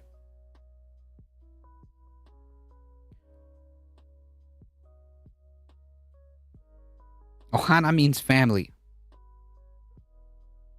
I can't do a good Stitch impression, unfortunately. I have to watch more. The left-wing prepper idea was to provide a safe haven for marginalized people and facilitate the fleeing of the country. Yeah, that's exactly it. Exactly what I'm talking about. Exactly. Like, the difference is, like, the left-wing prepper idea would be to preserve community, and the right-wing idea would be to shut others out and preserve themselves in these itemized, like, different farms or homesteads or whatever.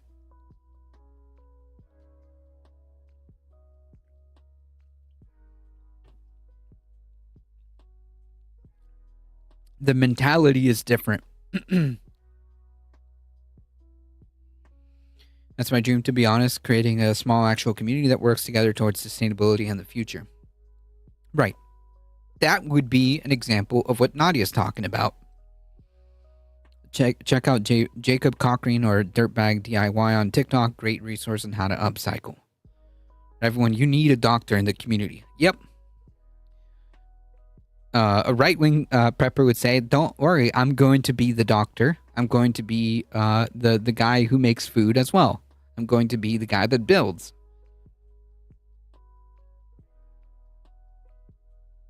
They're just inherently antagonistic and argumentative, and cutting them off was probably long overdue, but the election really was the final straw for me and a lot of people, I take it.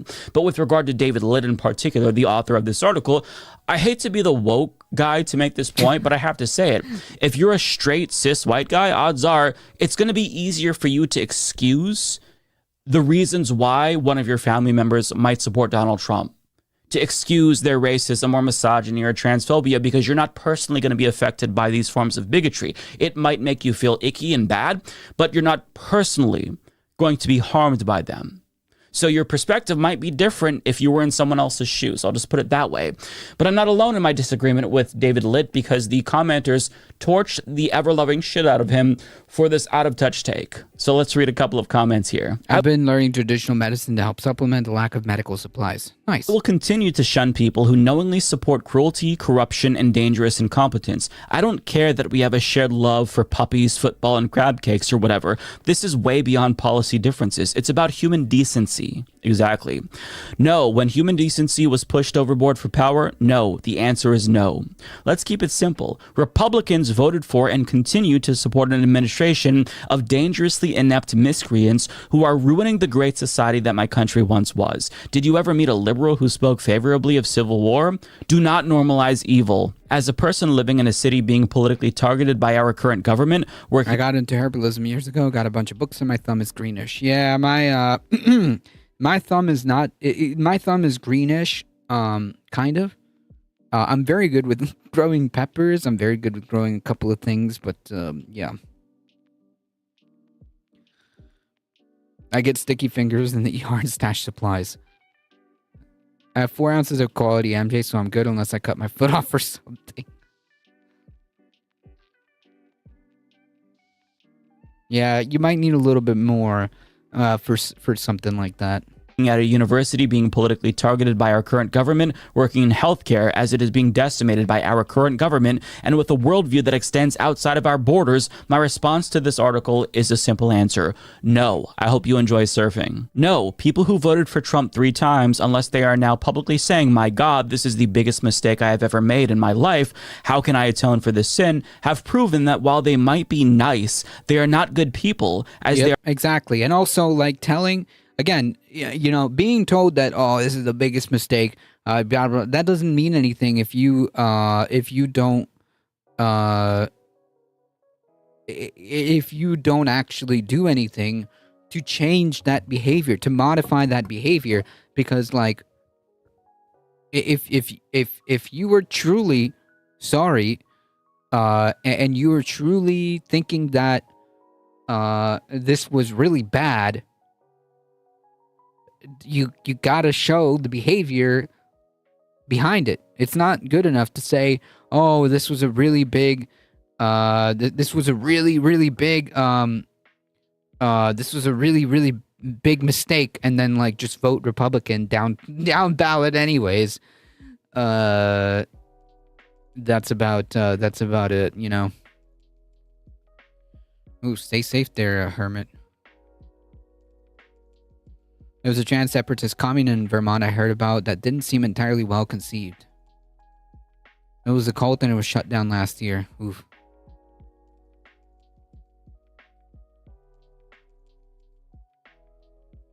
Are perfectly fine with fascism, with those whose skin may be a little too dark being rounded up for no reason, with a whole host of vile things MAGA supports. My life is too short to waste time trying to find small moments in common with them. And I saved the best for last because this comment really says it all.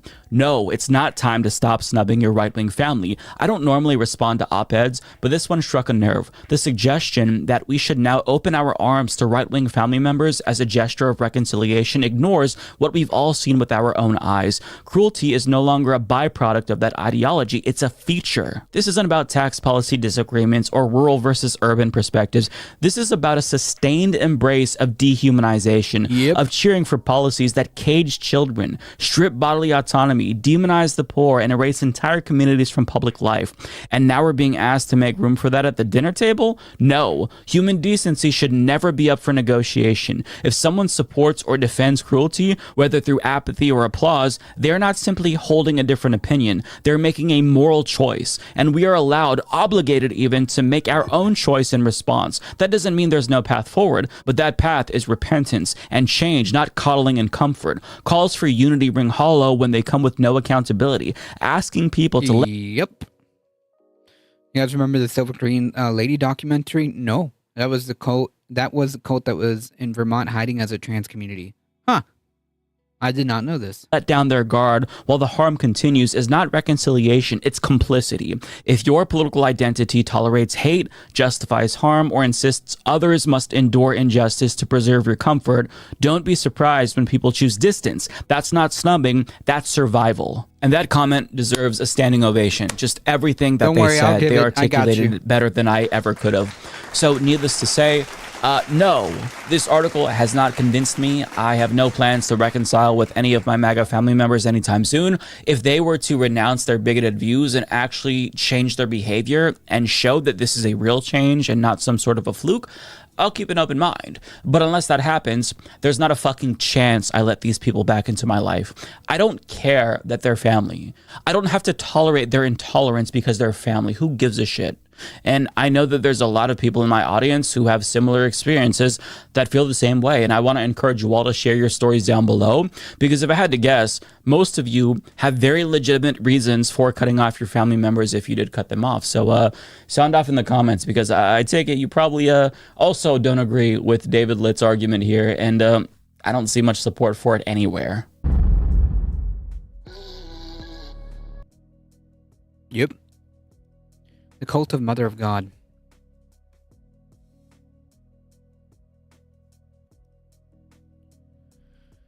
This is what makes Cenk's current project so dangerous. He wants us to condone retrograde beliefs and behaviors. What is Cenk up to now? What is he doing now? I'm sorry, like I just don't keep up with with Cenk Uygur. What is he doing now? Is he trying to do some like both sides BS?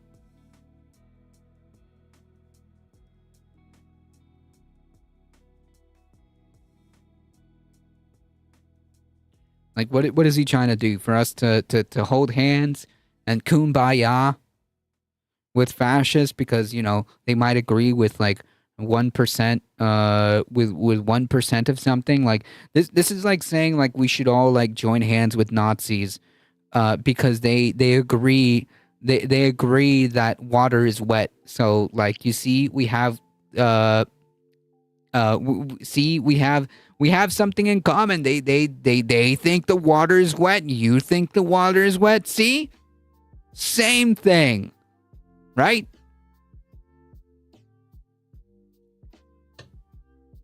Have a beer with conservatives. Stop calling Trump supporters fascists. Nope. If you act like a fascist, look, you wanna get down to the granular. You want to get granular. We can have we can have an argument as to whether or not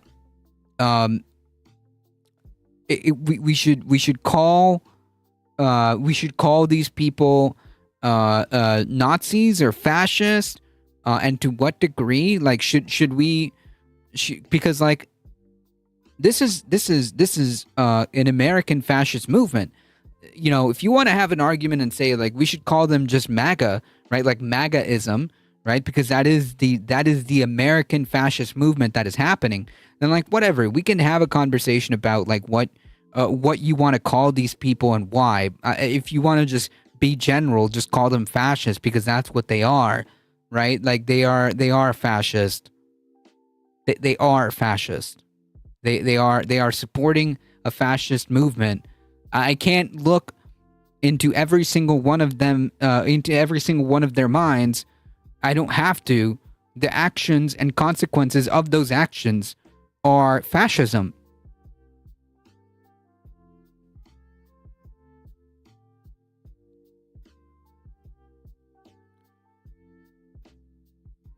Casey says, before I get back later, I gotta walk the puppers. He's asking ever so nicely. Oh no, and his farts are deadly.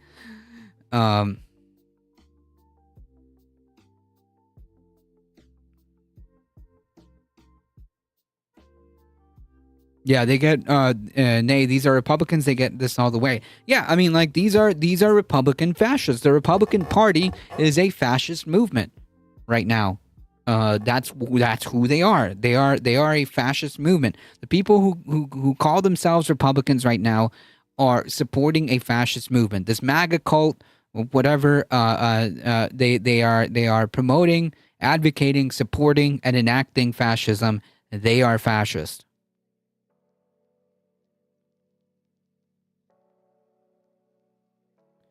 Cenk is pathetic. I'm embarrassed for him mostly.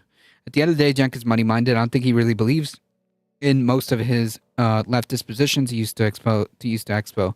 Yeah, I mean, you can tell. I agree with you, John Lithium. You can tell because the principles get yeeted out, jettisoned at any given point, right?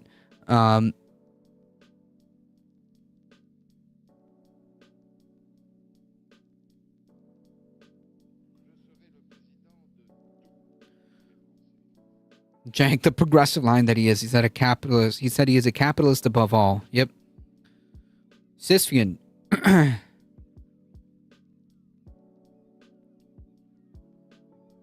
This is why Hassan needs an intervention. Seriously.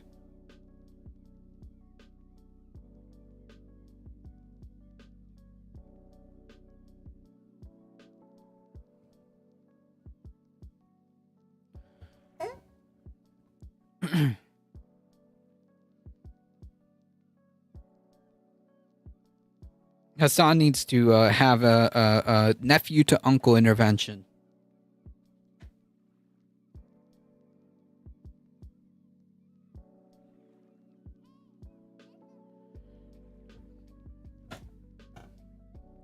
Thanksgiving is gonna be lit.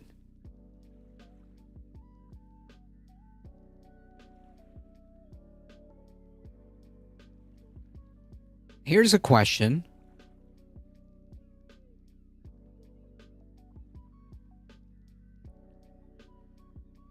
Here's a question for Jank. Why is it that it's up to us to make that move, like in his worldview, right? Where we should be kumbayaing together. Don't you think that maybe that should warrant a little bit more thinking? That why is it up to the left, TM, to do the conciliation? Or reconciliation, I guess, whatever the word is, to come together. Why is it upon the left? Is it something that maybe the left possesses that the right doesn't?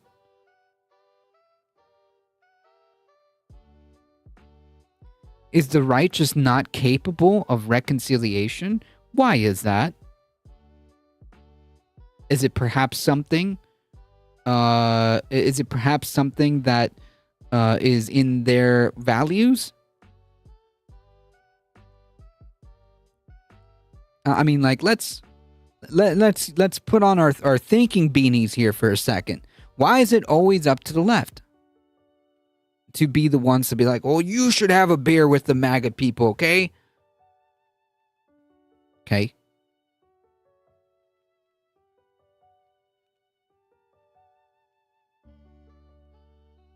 Why aren't you yelling at the MAGA people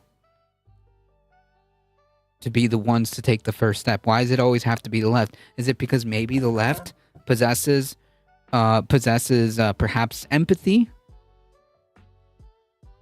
Maybe the ability to do that, whereas you wouldn't be requesting this of the right because you subconsciously or otherwise recognize that the right is not capable of doing that. In other words, another way of putting it is they're not going to give you that same courtesy, Jank.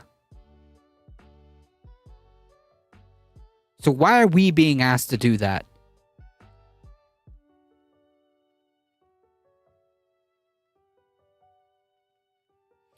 Left is more Christian-like.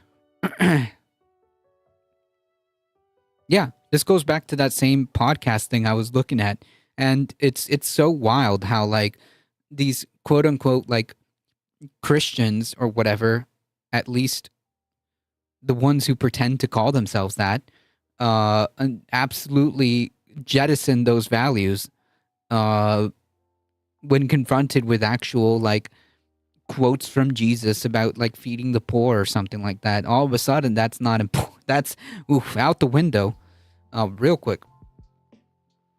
Yeah, it's just a tool. Exactly. That's exactly how I feel. I would have walked away from that religious site if I had gone up there. Religion is offensive to me. I understand that. They want to win at all costs. We've seen it, and when they win, they crush opposition. Yep. And those are the people we're supposed to have a beer with. Or we should break bread with those people when they do not have that same like this is the same like I don't know, like what are you gonna call it, like liberal brain rot or whatever, misguidance, or in Jank's case maybe grifting, whatever, that you think that these people will extend the same same civility that you are asking us to extend to them, by saying we should have a beer with these people, we should try to get to reconcile. Like, no, man, there's nothing to reconcile in terms of arguing about who deserves rights and who doesn't. If there be a God, it would have to beg my forgiveness. Who made that quote? That is who made that quote? I used to really feel resentful of people who just want to be in control. There are people who sincerely believe their books and try to live a good life, enabling those shitheads. Yeah, I mean, like, you know, hey man, if you want to be a good person, Godspeed. If you want to share Jesus's message about feeding the poor, right? If you want to go and work at soup kitchens, okay, because your personal belief compels you to, right? Then like Godspeed, man. But your hobby is to own the libs. How do you sit down with that? I mean, there's nothing there. There's nothing there, dude. Congratulations, you own the libs at the price of, you know, everybody else.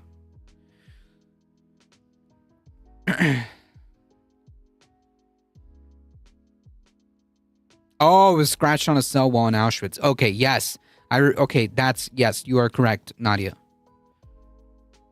Christianity has been genocidal and evil from day one. The claims of persecution are demonstrably false. Jenk was the kid on the playground that sided with the bully because he thought it would save him. Yeah. I mean, like, yeah, we're being asked to get up from the beating and then offer the person doing the beating a beer, instead of asking, like, why is the bully being a bully? I mean, like, that's kind of like what I was talking about, right? Like, why is it up to the left? Why is it up to the left to be the one to take that step, right? Made it back.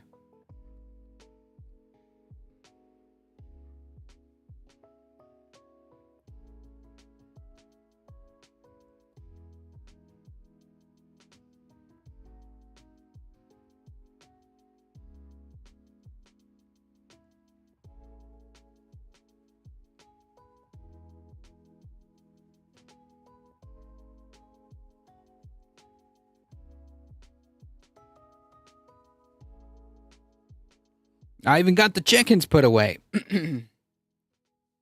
Time flies. I should make dinner.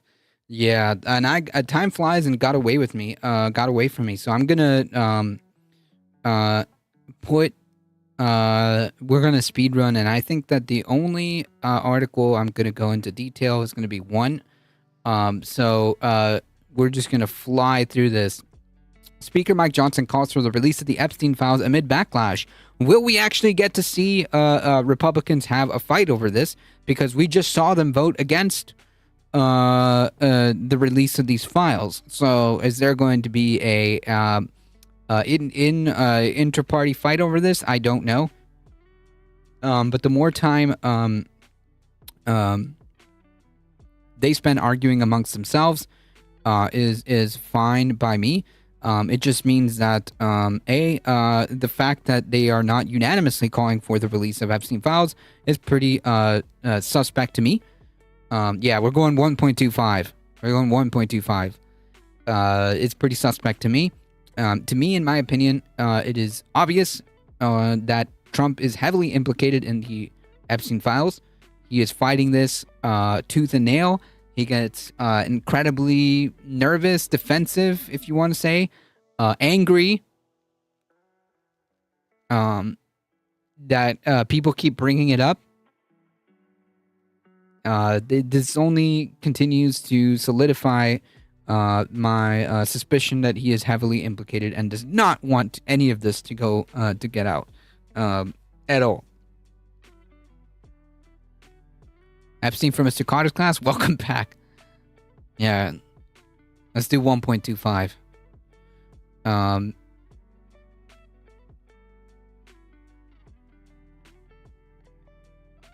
This one's important, so we'll do this one.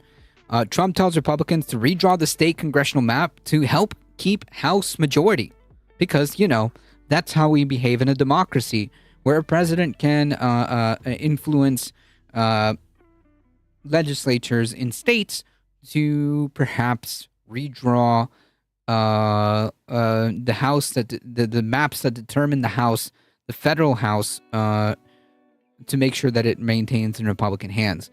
President Trump said on Tuesday that he's pushing Texan Republicans to redraw the state's congressional map to create more House seats favorable to his party, part of a broader effort of essentially destroying democracy. Like, let's be very clear what's happening here. This is disgusting. The president of the. Can you imagine, like, if I don't know, Obama or Biden, I don't know, just take whatever generic insert Democrat name here. Can you imagine if there was articles talking about how Biden as president was pushing a blue state to make sure that because they have the legislature is pushing a blue state to redraw maps to maintain control of Congress? Can you imagine what the headlines would be? The president's directive signals part of the strategy that Trump is likely to take to avoid a repeat of his first term. So, i.e.,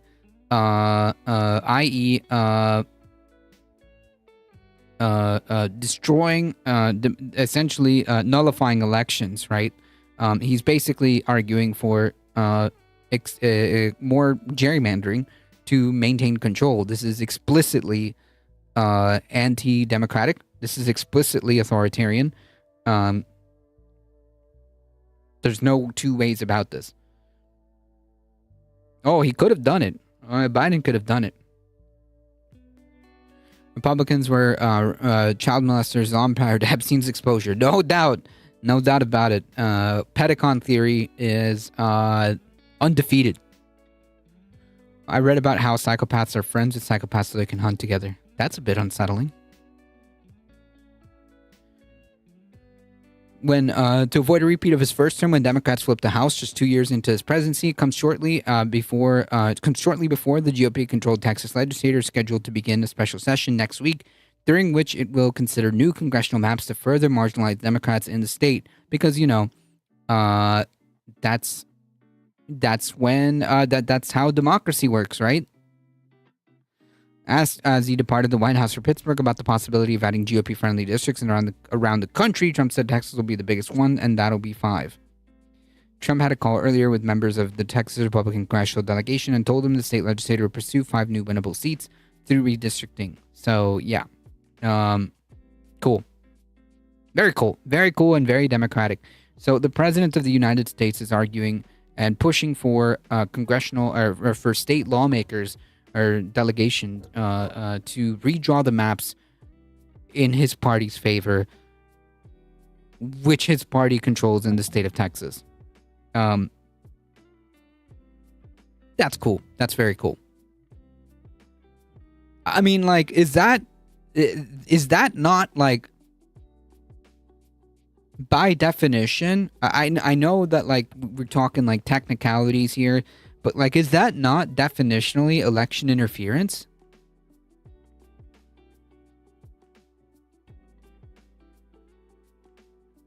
Like, I'm not talking about legally. I'm talking about, like, the guy is manipulating elections by doing this. And these aren't just, like, small elections. These determine who controls the House of Representatives in the U.S. Congress.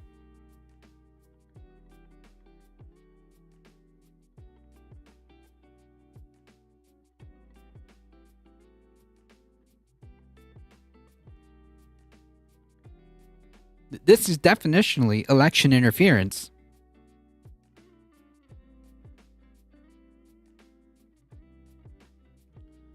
Texas is not a place I want to live right now, and I've already lived there once. Yeah, I'm good on that. Yeah, who's going to do something about it? Yeah. I mean, that's the $1 million question, right?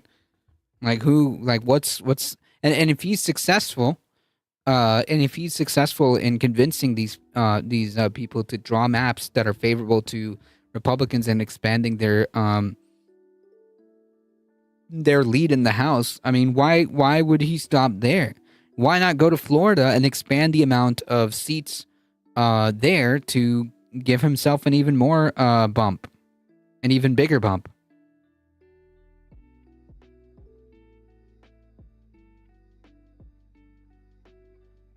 Why not do that in as many red states as possible so that Democrats could never win the House of Representatives until they win the state to redraw the maps?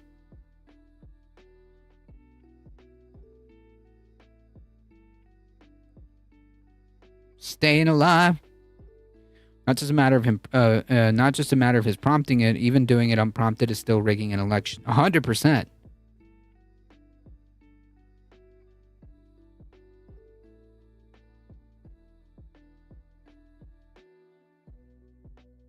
Like these are the kind of stuff that really should be illegal.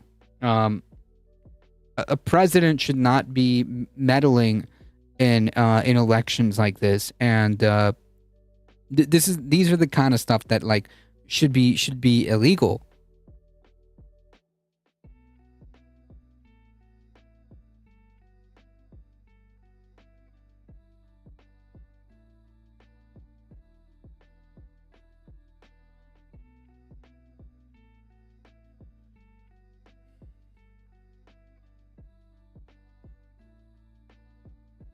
Yeah, and our press should be behind bars. What else is new?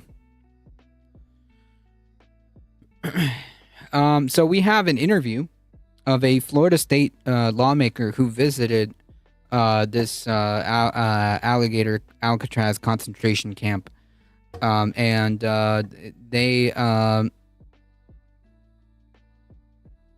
they gave an interview, and what she saw there is pretty horrific.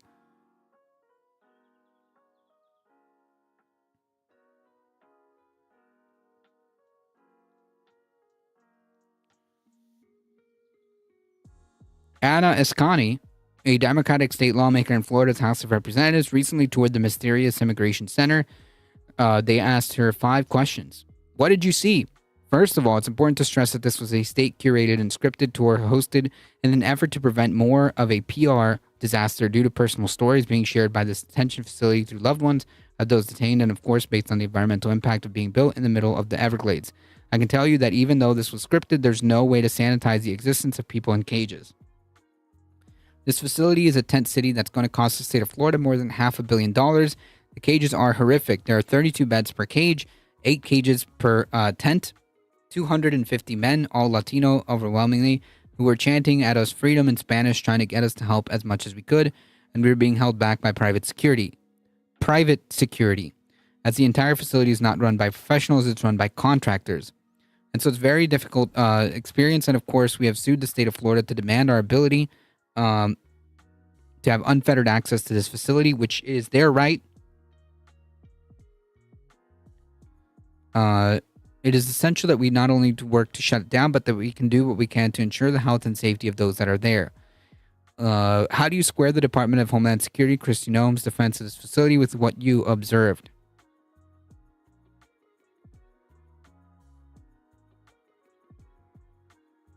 Yep, agreed, Sarahs.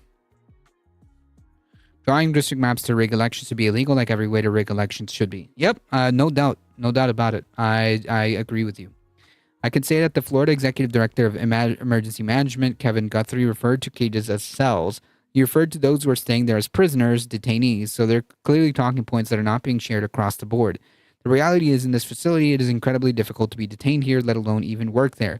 The mosquitoes are intense. Yes, there's air conditioning funneled through these tents, but they're not sustainable in the sense that when you have 250 men in one tent, it's not going to stay cool. The men are partly undressed because it was so hot they were taking off their jumpsuits. And when they arrived, despite the fact they have no criminal record, again, a crucial determination of what you're looking at as a concentration camp is whether or not the people there are being detained without seemingly any criminal record or any charges. They're chained at their ankles and at their hands and then together. It's not an environment that anyone should be in.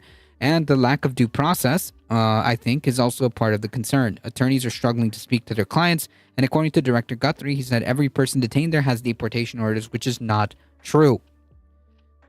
How do you know it's not true? It's not true based on a few factors. One is that they have many attorneys who have individuals being detained that are DACA recipients, that are asylum seekers. They have court appointments scheduled, and if you have a court appointment, you may be eligible for a bond. There's legal pathways that folks are fighting through right now.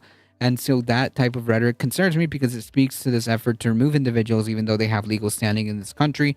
And it's so important for us to focus, to stand up and speak out against this. Why are you suing the administration, and what have you heard from them in response? As state representatives, we have the ability to visit state prisons and jails unannounced all the time. It's something I prioritize in my tenure. So I want that same type of access and feel like it's our statutory obligation and authority to do so. So that's what we're fighting for.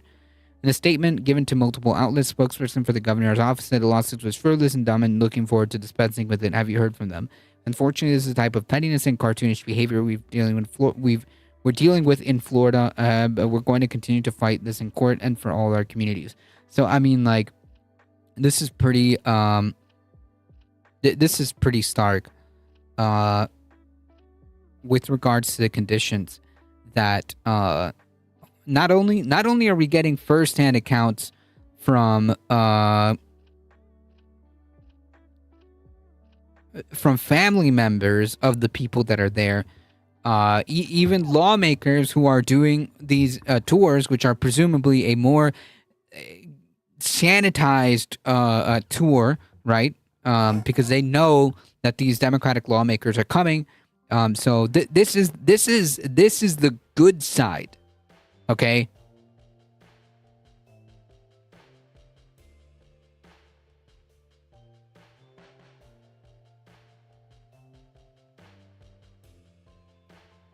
The good side of this is watching hundreds of people being crammed in these tents. The AC is not enough. It is incredibly hot, dangerously hot.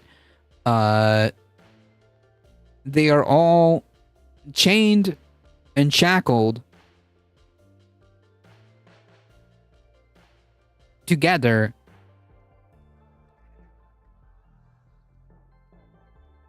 with presumably limited access to their attorneys, and all of this again having no criminal record. No criminal record. This is outrageous, absolutely outrageous. Wait for someone to pass away from this from some preventable means. This is atrocious. Oh yeah, it's a matter of if. It's a matter of if.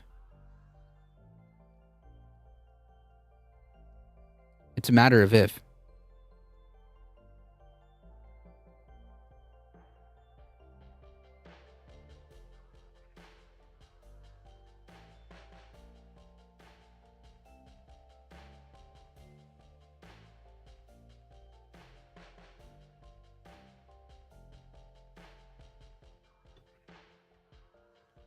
Yeah, I'm sure there's a lot of stuff that we just don't know about. I mean, we know as far as like reporting that dozens of people have died in just the Florida concentration camps that we know of.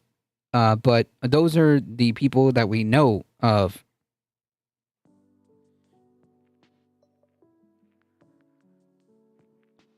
ICE may deport some migrants to third countries without assurances they won't be tortured. So that's cool, you know. The very, very, very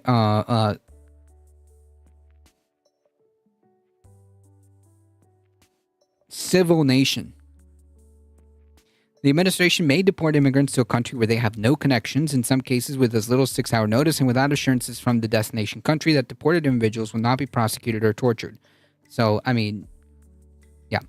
The Immigration and Customs Enforcement Memo, which says the policy is effective immediately, it was issued July 9th by Acting Director Todd Leons. It provides guidance to ICE employees on how to deport people to countries other than their country of origin in exigent circumstances, even if there's a risk that they will be persecuted or tortured. If the United States has received diplomatic assurances from the country of removal that aliens removed from the United States will not be persecuted or tortured, and if the Department of State believes those assurances are credible, the alien may be removed without the need of further procedure. The memo, which was first reported on the Washington Post, became public on Tuesday in court filings. Leons wrote that in all other cases where the United States has not received those assurances, the ICE must comply with several procedures, including that an ICE officer will serve the immigrant with a notice of removal that lists what country the federal government intends to deport them to in a language the immigrant understands, will not affirmatively ask that person that is afraid of being sent to that country, and will wait at least 24 hours before removing that person. So, I mean, like, this is wild that this is how we're handling it. In exigent circumstances, an officer may deport the person in as little as 6 hours as long as the person has provided reasonable means and opportunities to speak with an attorney. Within 6 hours, by the way. Immigrants who could be subject to the policy includes those who have been given final orders of removal, but in which a judge has found they would still be at risk of persecution or torture if deported from the United States, as well as others who come from countries where the U.S. lacks diplomatic relations or an established ability to send deportees to the countries such as Cuba. Though ICE officers are told not to ask immigrants if they're afraid of deportation to a third country, those who do state such fear will be referred to for screening for possible protection within 24 hours, according to the memo. So I guess one thing that we can note here is that you need to speak up. If you're fighting for asylum, you need to speak up because these people are banking on you not doing so.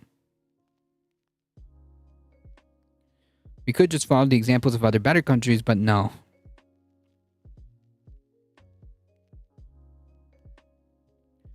Trina Realmuto, the executive director of National Immigrant Litigation Alliance, which is involved in federal lawsuits challenging the deportation of migrants to countries other than their own, said in a statement to NBC that memo establishes a policy that blatantly disregards the requirements required by statute, regulation, and constitution. None of which matters at this point, I guess. She said the memo means there will be no process whatsoever, and the government claims to have credible diplomatic assurances for immigrants who are to be deported to third countries. Those assurances, she added, are unlawful because they don't protect deportees from persecution or torture at the hands of non-state actors, and because they violate legal requirements establishing that they be individualized and the migrants have the chance to review and rebut them. Ramusa also criticized the government for not publicly sharing what countries it has obtained diplomatic assurances from and what those countries got in exchange. So I mean, like, this is terrible. The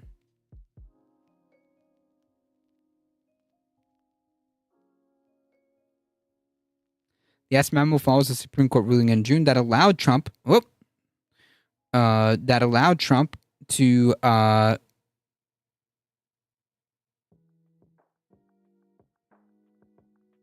let me go back. Where is it? That allowed the Trump administration to deport immigrants to countries which they have no previous connection, which is wild, insane. That ruling put on hold a federal judge's order that said convicted criminals should have a meaningful opportunity to bring claims that they would be at risk of torture, persecution, or death if they're sent to countries. The administration has made deals with to receive deported immigrants. Justice Sonia Sotomayor wrote in a dissenting opinion that the court was rewarding lawlessness by allowing the administration to violate immigrants' due process rights. The fact that thousands will suffer in violence in far-flung locales is less important to the conservative majority than the remote possibility that the federal judges had exceeded their authority. His authority, yeah. So that's cool. The Supreme Court basically greenlit this. Deporting U.S. citizens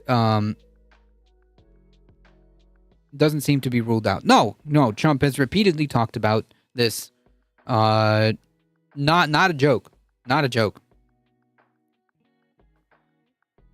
Not a joke. Trump has talked about this repeatedly.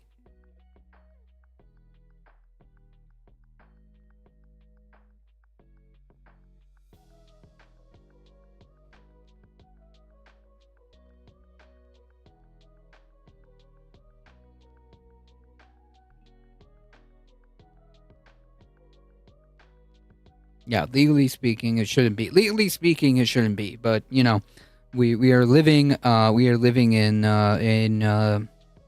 different times where the legality, constitutionality, just doesn't matter, I guess. And the Supreme Court is just yeeting out what would normally be something that wouldn't even make it to the court. It would just be destroyed at the lower court level because it shouldn't have even been brought that far. Yeah, upside down world. Coming from Mexico, deported to Rwanda.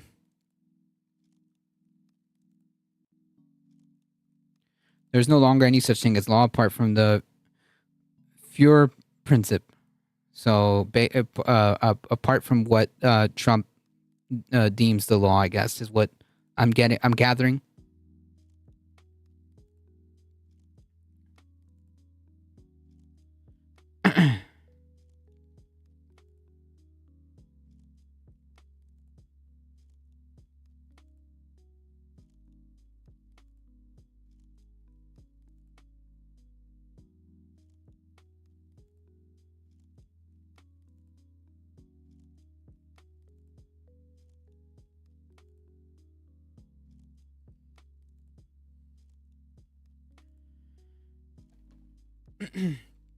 All right, folks.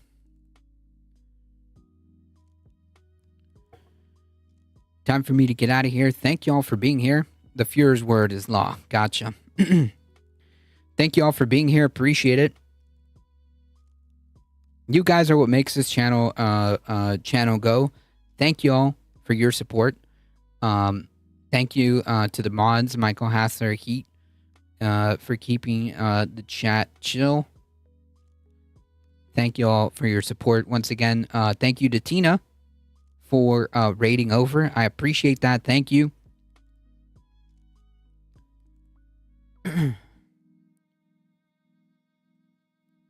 If you want to support the channel directly, check out the merch store. ! Tip. Join the Substack, the Discord, do all the things. Join this space. They are live right now. Cheers. Your hair's getting long. Yeah, I know. I need to trim it a little bit. I need to give it a small trim. Just to keep it in line, you know what I mean? Los Vamonos! The space is as good as Mom's place. True. Very, very good peeps.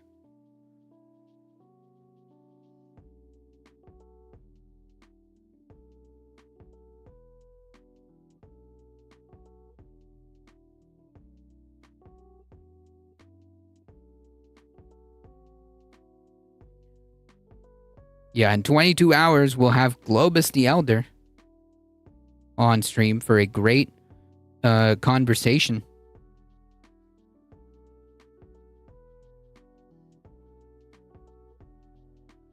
Hang tight, everybody. It's time for me to get out of here and get some food.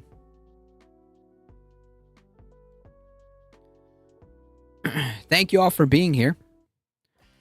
As always, folks, please stay safe.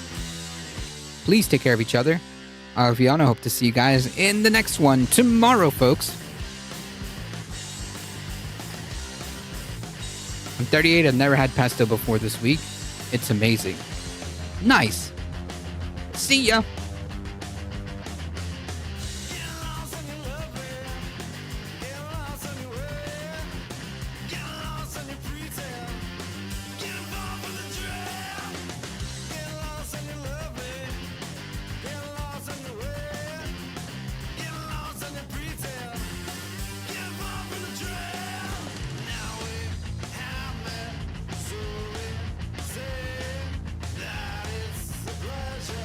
All right, folks, hang tight.